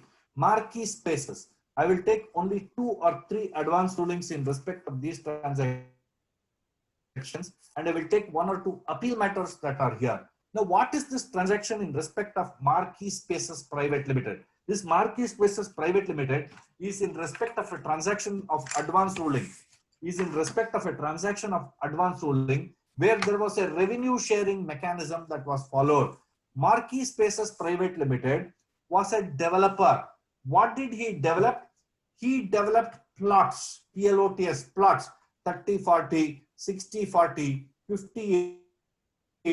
He would take raw land, enter into an agreement with the landowner, apply for conversion, get the land converted, pay betterment fees. After payment of betterment fees, level the land, site leveling is done, marking is done. After marking is done, roads are cut, water tanks are built, telephone poles or telephone cables are laid, drains are laid, pipelines are laid for water. After giving the basic infrastructure, the developed plots are sold to the customer. The issue before the advance ruling in this revenue sharing case. What was the revenue sharing in Marquee Spaces case? The revenue sharing in respect of Marquee Spaces was 25% will go to marquee spaces, 75% of developed land will go to the landowner. So the transaction was 25-75. So when you're looking at a transaction which is 25 and 75, the issue that arose was whether this 25% will become liable to tax in the hands of marquee spaces as income from revenue sharing. Now, marquee spaces went and argued that in a revenue sharing transaction, I am also a part owner of the land. When I become a part owner of the land, the question of payment of tax under GST does not arise, because what I sell to the customer is sale of an immovable property which is not a subject matter of levy. Therefore, the question of payment of tax should not arise, and it will not arise. Now, in the marquee spaces case, the Karnataka Advance Ruling Authority held that, listen, you are not selling land. Marquee spaces is not selling land. He said the activity that is undertaken by you is a supply of service. He said you are leveling land, you are running around to get the land converted, you are appointing contractors, you are buying goods, you are laying roads, you are laying culverts, you are laying bridges, you are putting up a superstructure for a water tank, you are giving association building. He said these are services. You are rendering service to the landowner. You are rendering service to the landowner. And for having rendered the service to the landowner, you are getting 25% from somebody else. Consideration is paid by somebody else. You are rendering or supplying service to the landowner. Therefore, in a revenue sharing arrangement, the money received by you from whoever would be supply of service liable to tax under the goods and service tax law at the rate of 18%. Now, it is extremely difficult for me to accept this advance ruling. I don't accept this advance ruling because even in a revenue sharing arrangement, landowner, developer, customer, they will enter into a tripartite agreement.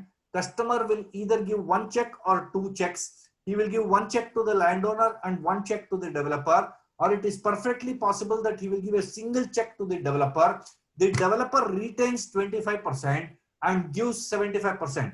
All the three parties will go to the office of the sub-registrar, sign the document, transfer the title in the document, transfer the title in land to the customer.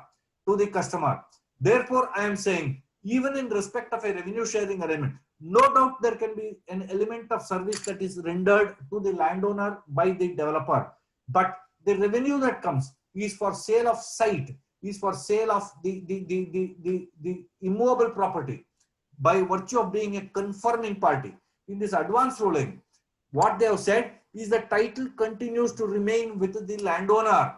But if you look at all the agreements that will be entered into by the developer and the landowner, it will say that the title will not get transferred unless and until the payments to the customers are taken care of.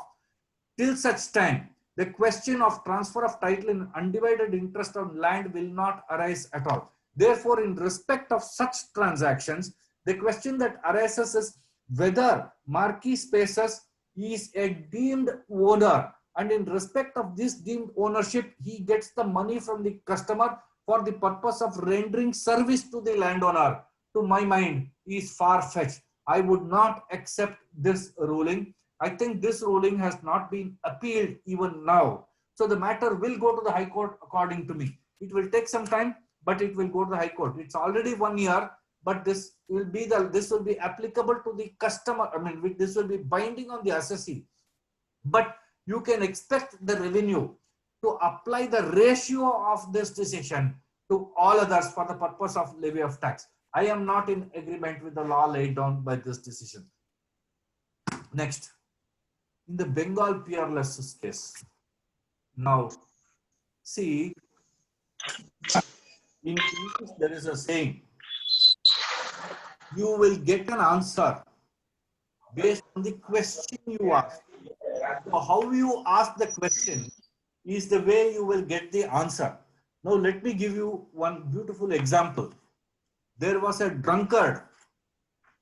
The drunkard went to his guru and asked him, is it okay to drink when I am praying God? So I am praying God, is it okay to drink? The Guru told him, you are a madman. What are you talking? When you are saying your prayers, how can you drink? You can't drink. It is incorrect. God will punish you. Then next day he reversed the question. He said, is it okay to pray when I am drinking? So praying while drinking and drinking while praying are two different things. When you are praying, you cannot drink. When you are drinking, you can pray. Guru said, yes. When you are drinking, anyway you are committing a sin. Go and pray to God. So how you ask that question, it matters. In this Bengal Peerless Housing Development Company, look at how these people ask the question. The question that they are asking here is whether the supply of services of preferential location, including floor rise, directional advantage, constitutes a supply. Now what happens in all the apartments, Kakinada, Vijayawada, Hyderabad, Visakhapatnam, wherever you want to go, Kurnool, Guntur, wherever you go, the builder will tell you ground floor 5,000 rupees, first floor 5025, second floor 5050, 15th floor 6,500 rupees. This is how, as you go up or as you go higher, the price of the apartment also increases. This is called preferential location. When it is on floor rise. Second, facing swimming pool, you can have a higher price. Facing the garden, you can have a different price. Facing the clubhouse, you can have a different price. But if your apartment is behind, it doesn't face anything, it has only a wall in front of it, the price will obviously be lower. So this Bengal Peerless Housing Company fellow, he went to the Advanced Ruling Authority and asked him a question to find out whether preferential location service, including floor rise or directional advantage, whether it will constitute a supply under the Goods and Service Tax law, and whether he is entitled to 1/3 deduction. Now, how you ask the question? You should be saying that my price includes preferential location. When you ask a question saying I'm going to charge separately, he will tell you no deduction. So if you say my price includes preferential location, he will tell you 1/3 deduction is allowed to you. Now, when this question was asked, the Advanced Ruling Authority said abatement, that is 1/3 under para 2A, is allowed on the value of construction service on a plot of land, and it is not applicable to PLS. What is preferential location? As you go higher, the cost of construction is higher. Therefore, you are collecting a higher price from the customer. Nothing else. If you carry one bag of cement to the 17th floor, you are spending 10 rupees more. You have to carry labor there, cement there, finished goods there, electrical fittings there, get it done. Therefore, you are charging the customer a higher price for it, not for anything else. Therefore, the cost of construction includes preferential location charges. Therefore, 1/3 abatement, to my mind, should be made available. How you ask the question makes the difference. Here, the Advanced Ruling Authority said no abatement will be allowed because preferential location is a separate service. What separate service? It is the same customer, same fellow. One fellow is buying on 10th floor, another fellow is buying on 20th floor. One fellow is paying me 6,250, another fellow is paying 6,400 because he is on the higher floor. Therefore, where is the separate service? There is no separate service. This question was wrong, but this advanced ruling will continue to say the decision of the bound respect of preferential will also hold right for car parking space. What is wrong with these people? Covered car parking space, there is construction service and there is undivided interest in land that is involved. So car parking space, you go to a builder and tell you, I want 2 car parking space. He will tell you first car parking space 4 lakhs, second car parking space 3,50,000. Or he will tell you the reverse. Or he will tell you, no sir, I will give you 1 covered parking, 1 open car parking. But in respect of car park, There is undivided interest in land that is involved. Therefore, you are entitled to input tax credit. Wrong advance ruling. I don't agree with this advance ruling that is issued. Next. Real estate again. Now, this is an issue that came in Vilasmal Chandanmal Gandhi's case in respect of transferable development right. Transferable development right under the GST regime. I have left out the first advance ruling. I am only taking the appellate authority because first man anyway said you are taxable. The appellate authority for advance ruling observed that TDR is not a land. Transferable development right is not land. I want to ask the government, what is it if it is not land? The government is giving you a right in an immovable property to construct a superstructure. This right is a right that arises out of land, which is an immovable property. Cheda Housing Corporation's case. Cheda Housing Corporation's case. The Honorable Mumbai High Court said that any right that emanates out of an immovable property is immovable in nature. Now, what is this right of an immovable property? In a title in an immovable property, there is a bundle of rights. There are so many rights. Out of this, one of the right is the right arising out of the land. What is this bundle of? You have a right to possess, right to exploit, right to tenancy, right to mortgage, right to hypothecate, right to let out, right to lease, right to terminate, right to hold, right to gift, right to possess, right to easement, and you have the right ultimately to construct.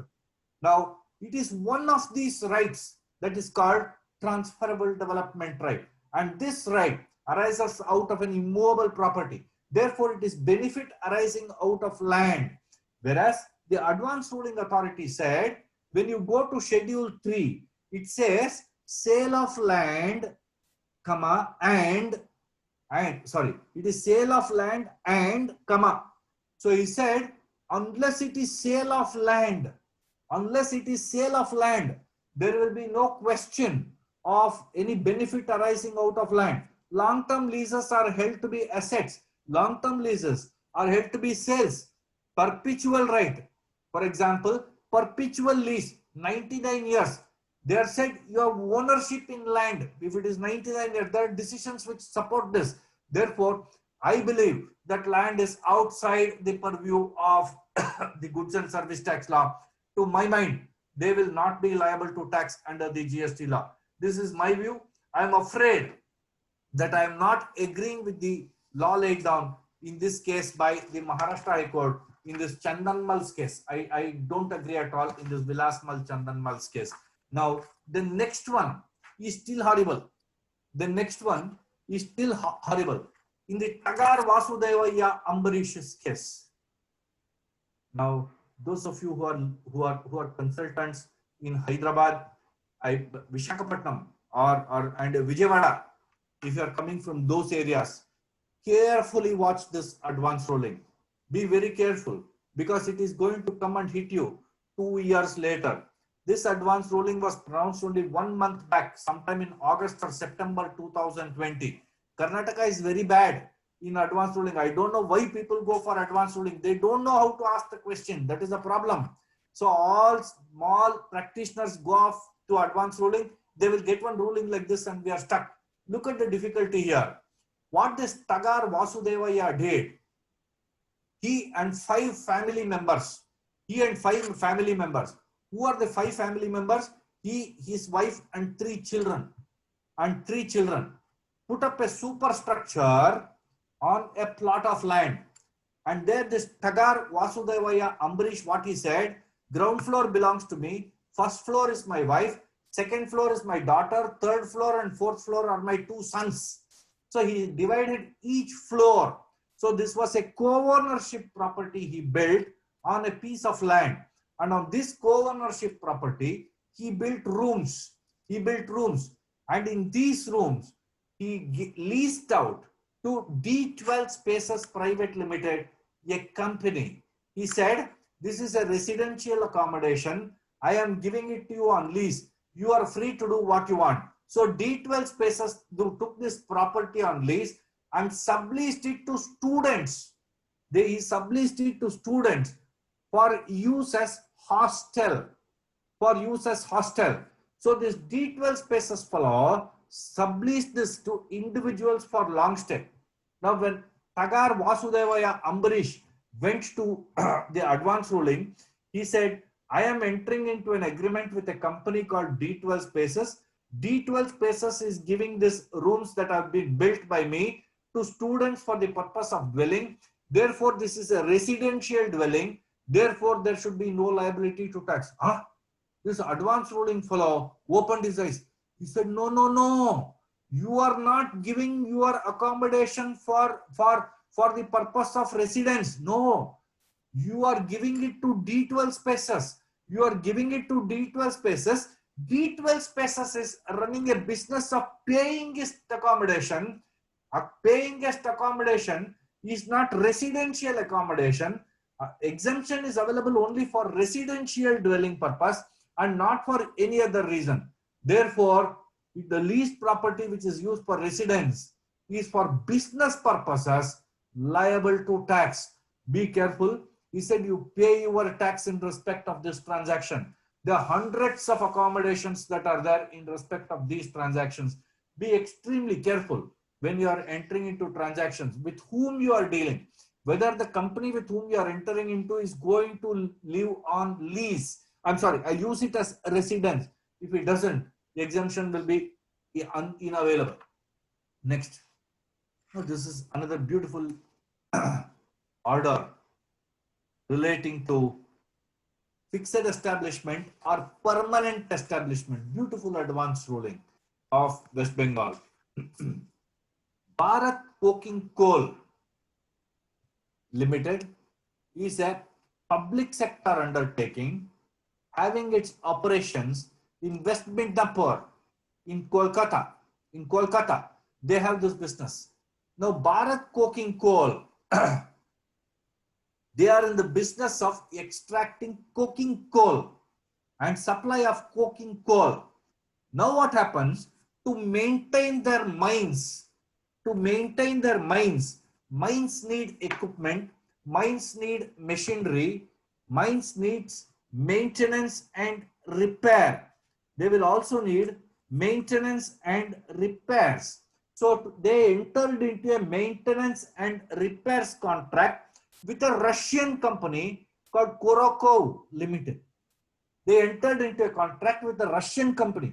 That Russian company does not have an office here. The Russian company does not have an office, but he has a branch in Kolkata under the name Foreign Company.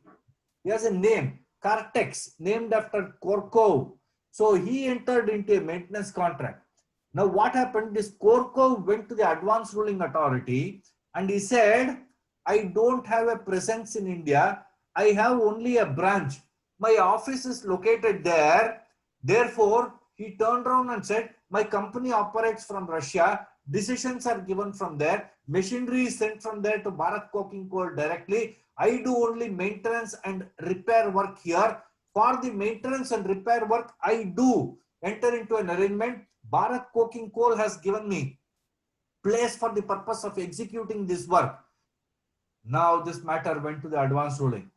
The advance ruling authority said, all right, there is import of service within the meaning of 2 subsection 11. You should be registering in India as a permanent establishment because there is sufficient degree of permanence to human and technical resources. Because you are entering into a maintenance and repair contract with Bharat Coking Coal, there is human resource, there is technical resource, there is sufficient degree of permanence. Therefore, you are a fixed establishment under 2 subsection 7 of the IGST Act. Therefore, the location of the supplier is in India. Therefore, under 2 subsection 15, you will be treated as located in India. You need to pay tax in West Bengal under CGST, SGST, as if it is a local supply. Beautiful decision of the Advanced Tax Authority. we have the next decision in the case of Commercial Steel Company by Telangana High Court. Now look at what this check post fellows can do. I will finish this entire thing in 2 minutes. Now what happened in this check post issue?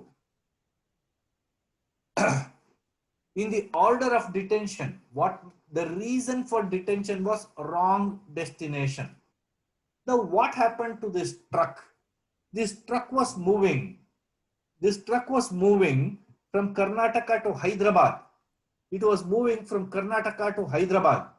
Now when it was moving from Karnataka to Hyderabad, it was mentioned as Jidit Mala. I believe this Jidit Mala is not part and parcel of Hyderabad.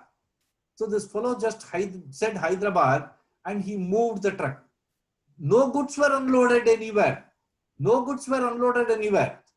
The checkpost authority in Telangana said wrong destination is mentioned as Hyderabad and levied penalty at 4,16,000.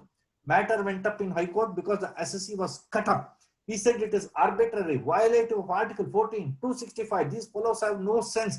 They are just harassing. The driver of the vehicle was put on detention. Therefore, they went to the High Court. The High Court said, all right, government of Telangana, what is wrong with this man? He is not unloaded anywhere.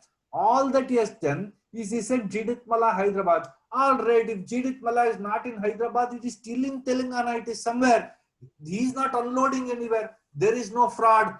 Therefore, you have put this fellow in economic duress and ordered a cost of 5,000 rupees. So be very careful. Why I am giving you this High Court decision is these small errors can put you in big trouble. Please spend some time before you look at anything.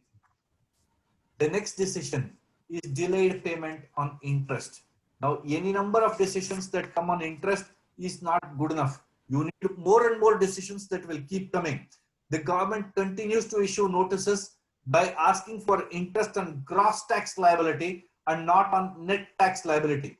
Now, the union government came up, the union government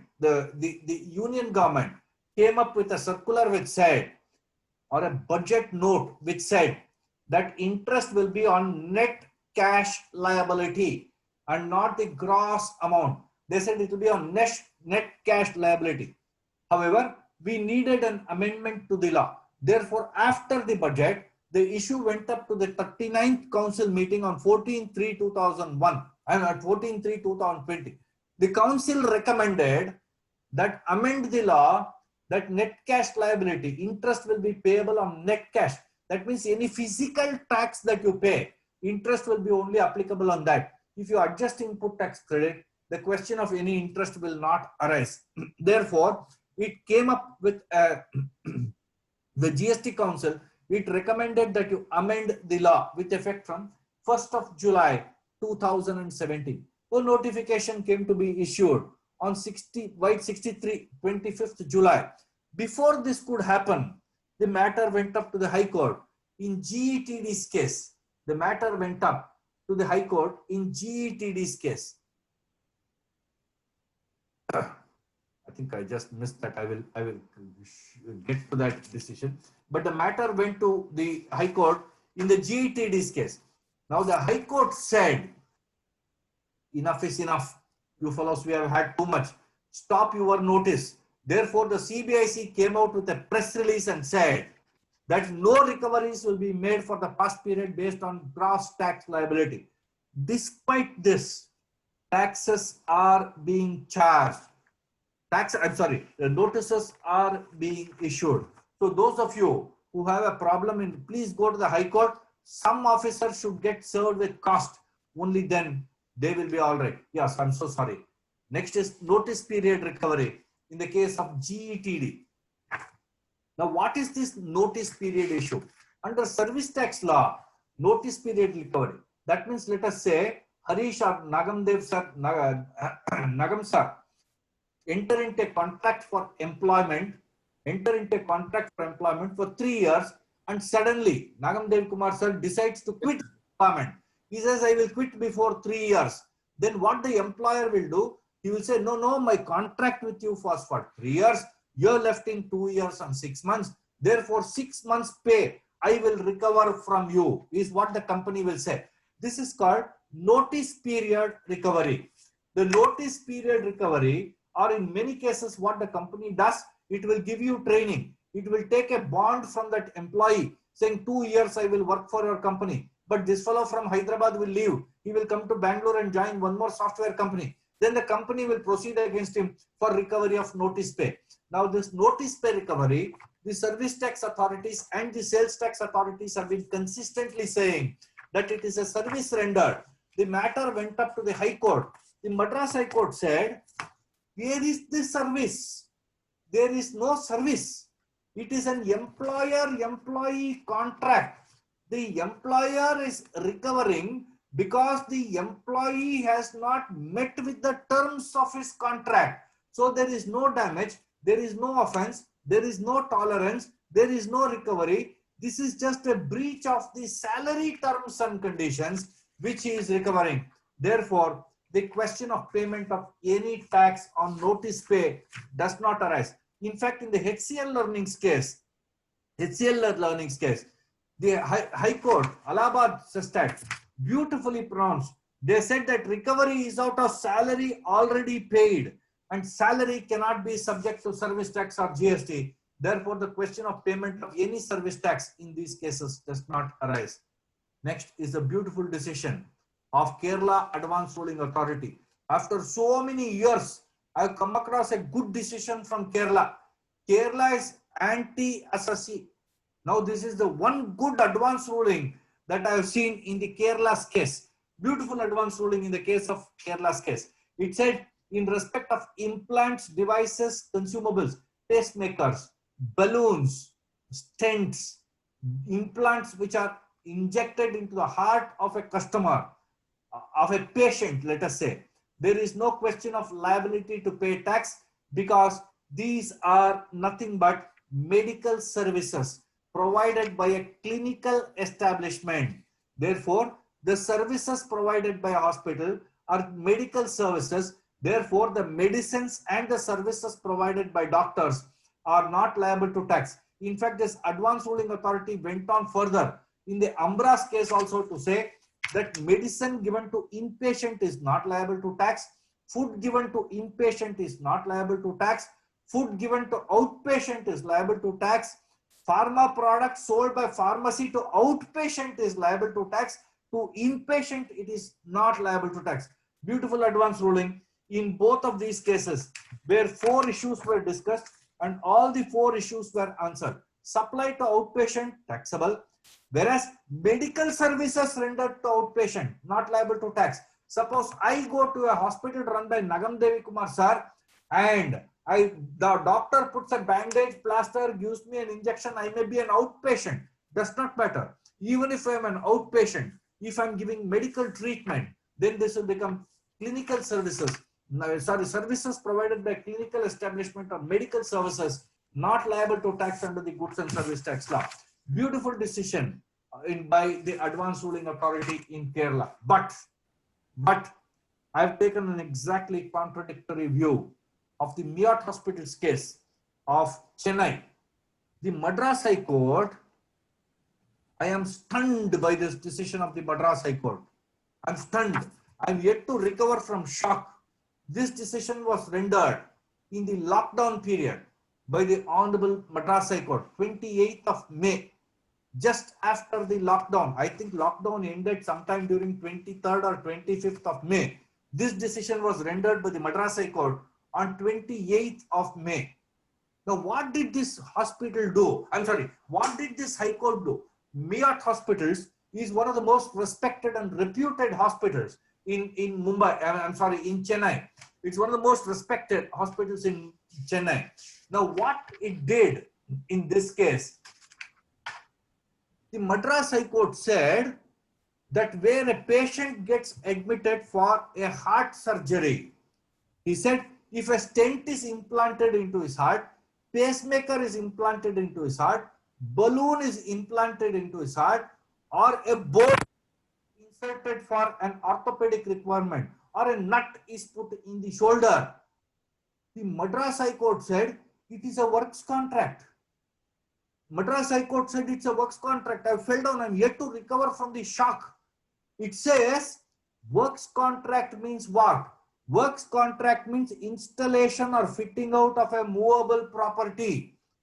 So human body has also become movable property for this honorable court. I am bordering on contempt. I know it. If some judge is going to hear me, he will put me behind bars. But I know I have the right to criticize a judgment. I am not criticizing a judge. The Honorable Madras High Court has equated this to a works contract transaction. 50 years of settled position of law is unsettled by this one decision of Madras High Court. Madras High Court says, if you fix a bolt into my hand, put a pacemaker, device, stent, balloon, nut, anything into a human body, it is a transaction of works contract liable to tax. He says even implants and prosthetics. What is an implant? An implant is a nut bolt. What is prosthetics? Prosthetics is nothing but artificial leg, artificial hand, artificial neck, artificial nose, not plastic surgery, artificial. He says even that if you put in the physiology of the body, it will be construed as a works contract. Very unfortunate, very unfortunate. I am not agreeing with this. In fact, Article 366(29) capital A, it says medical and health services are exempt from payment of tax. Now, when you say medical and health services are exempt from payment of tax, the Madras High Court coming up by saying that these are transactions which are in the nature of works contract is something which is unacceptable to me. It is not acceptable to me. I think we will have to take this decision further. Now we go to the next position relating to input tax restriction cases. Yes, we go to input tax restriction cases. Now, those of you who are filing monthly returns, be very careful. Your exemption in respect of input tax under Rule 36(4) was exempt only up to September 2020. From October 2020 onwards, you will have to now take the input tax credit from April to September, true up and true down. Please be careful. The 20% cap for availment of input tax credit where invoices were not uploaded by the eligible seller, there was a formula that was given in the circular when that rule came in, or the notification 49/2019. The 10% cap came in from 1/10/2020 by notification. Then they came up in the lockdown period with a new formula. I've given you this formula. This is how you have to apply the formula to calculate ineligible input tax credit. Now effective restrictions from February to August. Now you will have to true up and true down in terms of notification. Please apply this formula before you file your November return, because circular number 136 of 2020 is already in force. There is yet another beautiful decision of polycab buyers. Those of you chartered accountants who are auditing companies, and those companies, the provisions of section 135 of the Companies Act are applicable. That means I am talking of corporate social responsibility, where the profit of the company exceeds 100 crores or where the turnover of the company exceeds 1000 crores, then 2% of your net profit you will have to plow, profit exceeds 10 crores. You have 2% of, you will have to plow back into corporate social responsibility based on the scheme. What this polycab wires did, this company called Polycab Wires, it bought electrical goods, and these electrical goods, switch, wire, fan, cable, mixies, call it by anything, it gave it to the Kerala flood affected people. It purchased and it gave it to, but it raised an invoice. When it raised an invoice, it raised an invoice in the name of customer, and it also said 100% discount. Now, in this case, the authority for advance ruling said, you have given it free. You have given it free. It is not in the course or furtherance of business.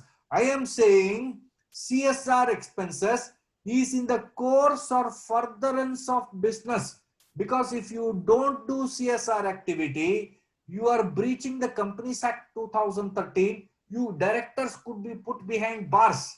Now here's an advance ruling authority who does not know Companies Act, who does not know income tax law.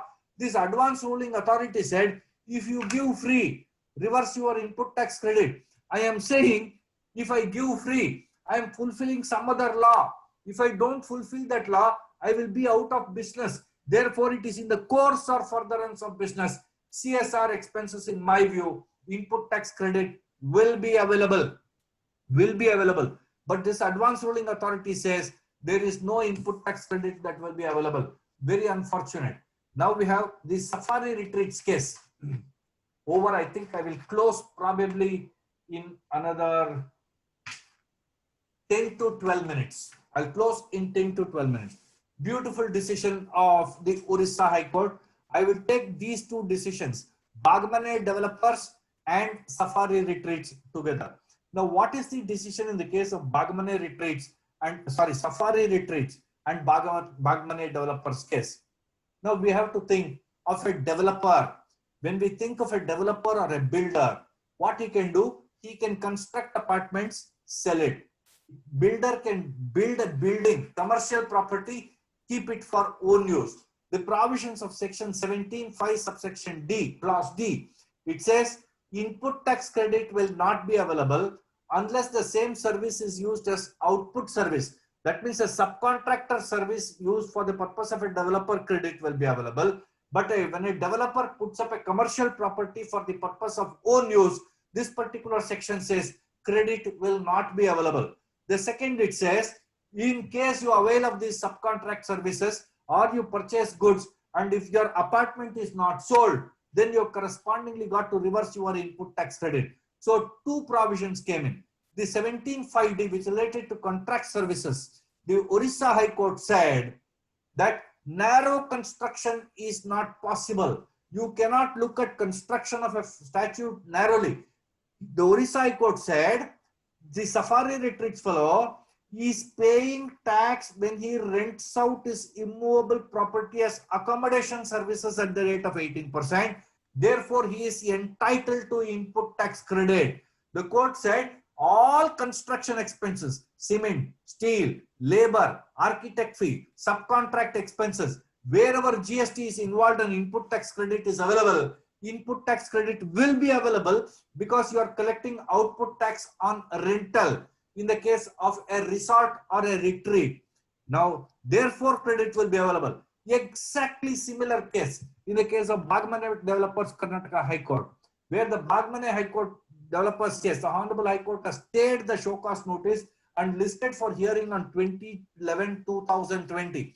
In the Safari Retreats case, the Orissa High Court has allowed the appeal. The matter is already before the Supreme Court. Telangana High Court in RMC Construction and Developers case has stayed the matter and allowed RMC to tie up its case with the Safari Retreats case before the Honorable Supreme Court. So in this case, beautiful decision of Telangana High Court, Orissa High Court and Karnataka High Court. Only courts have to come to our rescue in all of these cases. Look at this difficulty in the Tarun Realtors case. Karnataka is one of the most horrible states. They will create trouble everywhere. Although it is my home state, I have to admit that the advance rulings and they create issues. They will not keep quiet. Now, in the case of Tarun Realtors, look at the difficulty.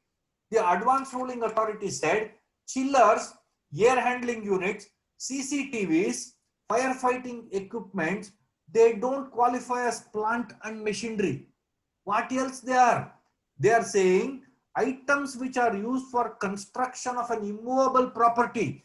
They say they form part and parcel of the land and building. The argument before the advance ruling authority was CCTV system can be removed by Nagam Devi sir and he can take it to some other place. No difficulty in taking it.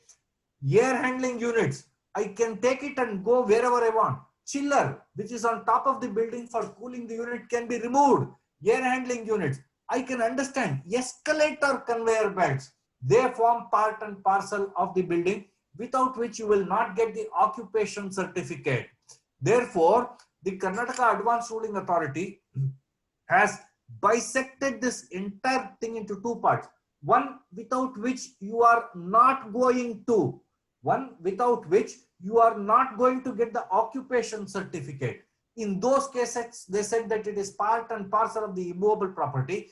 In cases where you can get the occupation certificate or completion certificate, they said it becomes part of an immovable property, therefore you cannot claim. Either way, they are not allowing you to claim.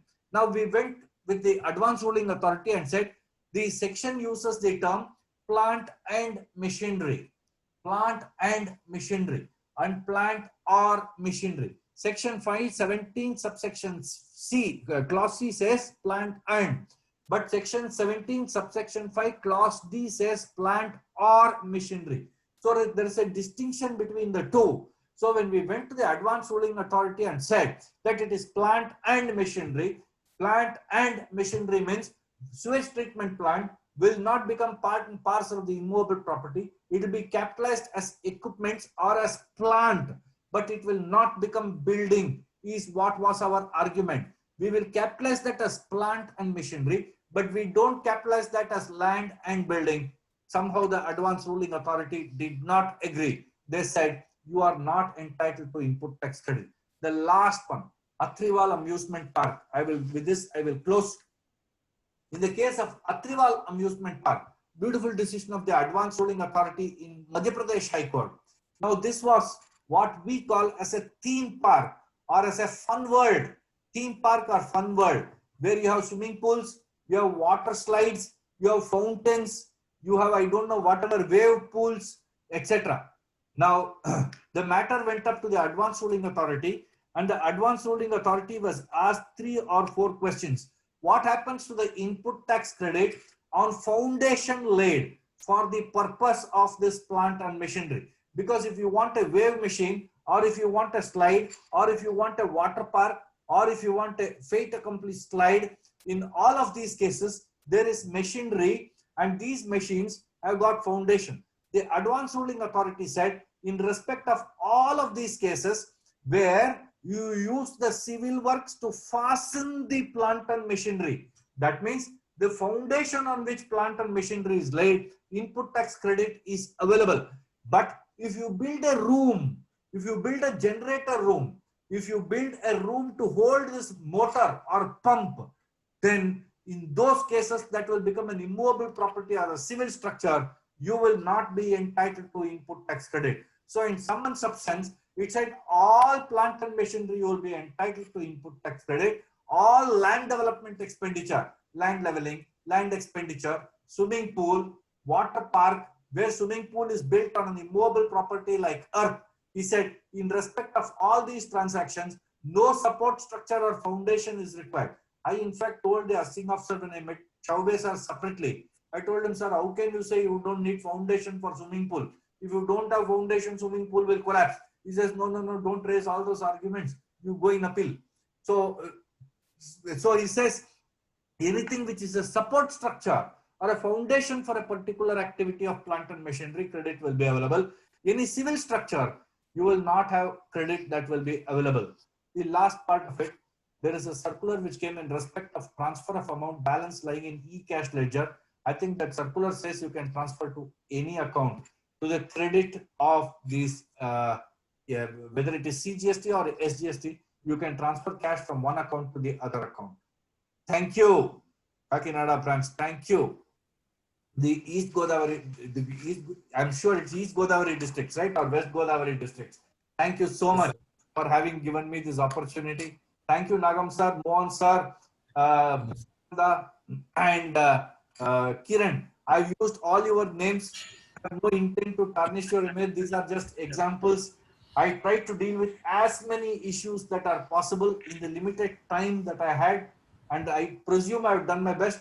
I'm now open for questions. Sir, I have a small doubt. Please, sir. As far as the director's remuneration is concerned, no doubt you have to pay on RCM. Yes. Suppose if it is rendering medical services, Say for example, diagnosis center. The company, private limited company, is running a diagnosis center for which the directors are paid. Okay. Required to pay GST and RCM. I am taking a position not liable to be paid because he's a whole-time director, and you have to, if you are deducting TDS under 192, there Okay, is, it is okay. Suppose if it is paid under 194J as well as professional fees, whatever the services rendered by the director is receiving two payments, sir. One is as a director yes, and another is professional services. yes. For professional services, it will become medical services not liable to tax Yes, sir. because it's exempt service. Any other amounts that you pay, any other amount, for example, sitting fee or reimbursement, they will get subjected to tax. Even it is medical services. Yes, unless you give him a single payment as consulting charges, then it is not liable. Okay, okay, sir. Thank you. See, Nagam sir, law is an ass. You go in front of it, it will bite, go behind, it will kick. So you have to go beside it. So Okay. the company to pass a resolution saying your remuneration will be only in respect of consulting services. That's all. Overcome the decision. Okay, sir. Yes, sir. Sir, Thank you. sir, one No, question. sir. Sir, excellent deliberation, sir, as usual. Thank you so much, sir. But sir, It's not excellent, sir. Super. Sir. So how It's to vibrating. sir, just in it is two highly places, appreciated, I am sir. not clear, sir. Just to want the clarification, sir. Yes, sir. Sir, actually, if X is owning the land and Y undertaking development services, Yeah. and Y is paid, remunerated for the service in any form, Yeah. either by X directly or somebody else. Yeah. You mean to say that Y's services are not taxable? No, So, I did not say so. so I'm not clear there at the. No, it's No, very no, clear. no, You no. really mentioned, sir. It is tax. No, I did not say so. Let me come back to that marquee spaces. I think you are using that. Sir, that's where I Coming back to confused, this. sir, a little bit. No, it's not confusing. So let me give you with names. Now let's say Nagam sir is the landowner. Uh, Nagam sir is the landowner. Mohan is the developer of plots. And I am the contractor. Venkat is the contractor. Now there are two ways you can convert this raw land of Nagam sir into plots.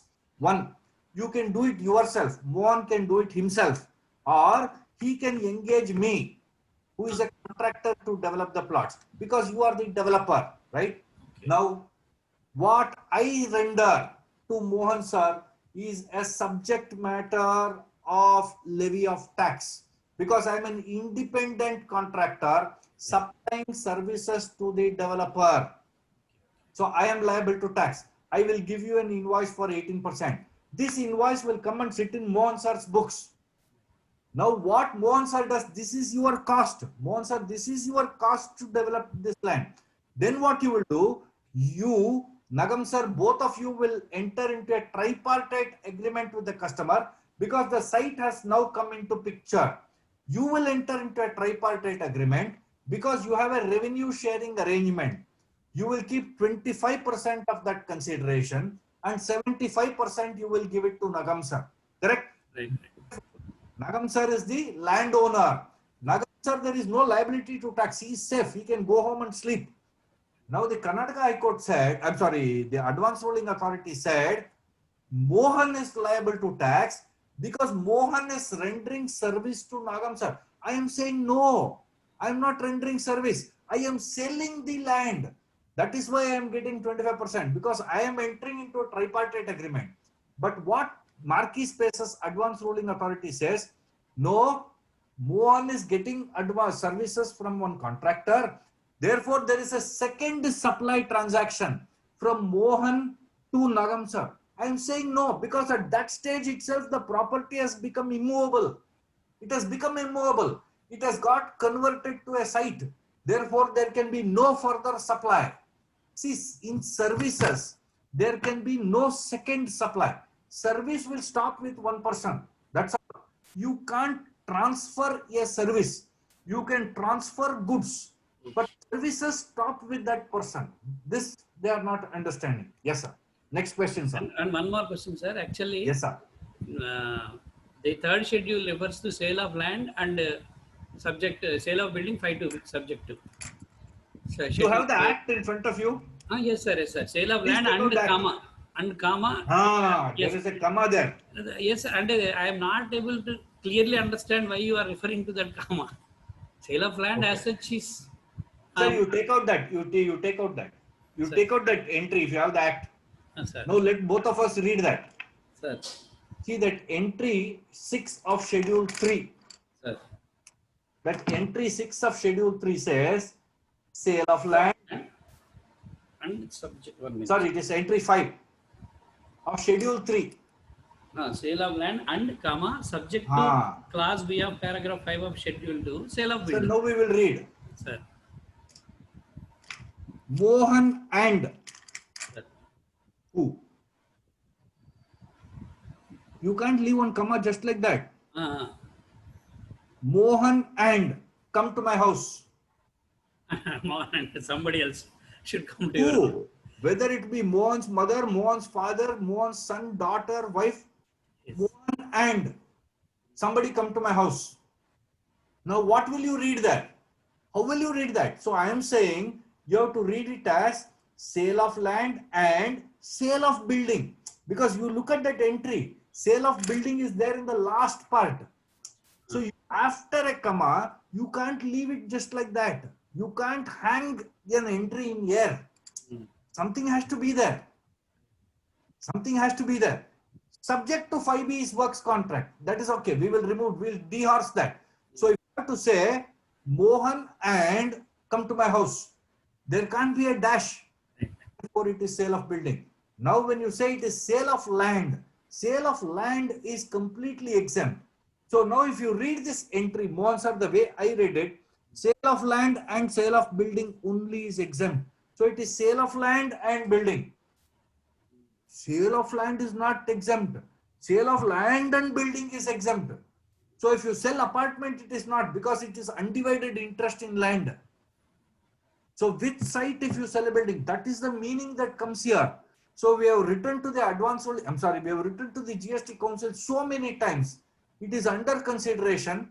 But now if they have to change this entry, it has to go to the parliament and they have to get 2/3 majority to change the entry. Therefore, they are saying, okay, Venkat, leave it. But this entry is not, somebody somewhere is going to go to court on this issue. Hyderabad itself will go to court. Just watch. There are big builders there. They will take this entry to court. Okay, sir. Thank you, sir. Got the difference now? That's sir. Okay, sir. Yes, sir. Any other questions, sir, from the members? Madam, unmute yourself. Madam. I think it is fine. I have small question, sir. Yes, madam. This ruling of Tagar Vasudeva, you told about paying guest accommodation, sir. Yes. So similar views holds good for letting down a building for hostel purpose. Yes. Is there already a ruling also, sir, for that? In Tagar Vasudevaya itself, it is there. Okay. In Tagar Vasudevaya, there are two parts to it. One is paying guest, the second one is hostel. Both are covered in that advance ruling. Okay. That means if a person directly lets it out for a hostel. No, madam, no. You are not exempt, you are not residents. See what they are saying in Tagar Vasudevaya's case. Now assume, Krishna madam, assume that you are a company. Yes. I have 25 rooms or 25 flats. I have either 25 flats or 25 rooms. Krishna madam will come and contract with me, taking these 25 flats on hire, on rent. Now this transaction between Krishna madam and Venkat, the government is telling it is not renting of residential accommodation because Krishna madam is carrying on business. She is not using it for her residence. Therefore, it is business. Therefore, it is not tax. Therefore, it is taxable. Now, if I convert this flats to rooms, for example, think that this is hostel accommodation, only room. What is the difference between a residential accommodation and a hostel accommodation? A residential accommodation will have a kitchen, puja room, bedroom, living room, balcony, whatever. Whereas a hostel room will not have any of this. It will have a room, it will have a toilet, it will have a balcony. That's all. Now, these fellows are telling in Tagar Vasudevaya's case, That hostel accommodation is not residential accommodation. Hostel accommodation is hotel accommodation. Okay. Now, your exemption will come in case of that hotel accommodation services. If it is 1,000 rupees per day limit, that 1,000 rupees limit or something is there for hotels. Yes. That you will get. If I directly let out to a hostel, Yes. then if that 1,000 rupees per day limitation is not crossed, then I will not be eligible. Then you will not be. liable But, for. yes, but intermediary, madam, if Krishna madam, you are the intermediary, you take 25 buildings from me, then sublease it, you are taxable. When you collect rent from the students, you are tax free. Okay. Okay. So one tax will go out of your pocket. Thank you. Any other questions, sir, from the other members? Conclude, sir. Thank you very much, sir. Thanks for the electrifying deliberations. Pin drop silence, everyone, not even disturbance from any one member. Thanks a lot. Thanks for accepting our invitation. Now I request our Gangaram Garu, Kakinada Secretary, to give the vote of thanks. Before that, sorry to interrupt you. Yeah, please go ahead, sir. Please go ahead, sir. Venkataramani sir, your energy levels are very, very, I can't even put it in a single word. Really, you took 3.5 hours, almost 3.5 hours, with the same tempo. At what tempo you started, you ended with the same tempo. Really, God bless you, sir. Please. Thank you so much, sir. Thank you so much. Pleasure. Gangaram sir. Good evening, sir. Gangaram, please, sir. Good evening, sir. Audible, sir? Yes, sir. Yeah, you're audible. Go ahead. Thank you, sir. Thank you. Good evening, sir. Today is an excellent presentation by our Venkataraman sir, and not only that, Rajendra Kumar sir, chief guest also.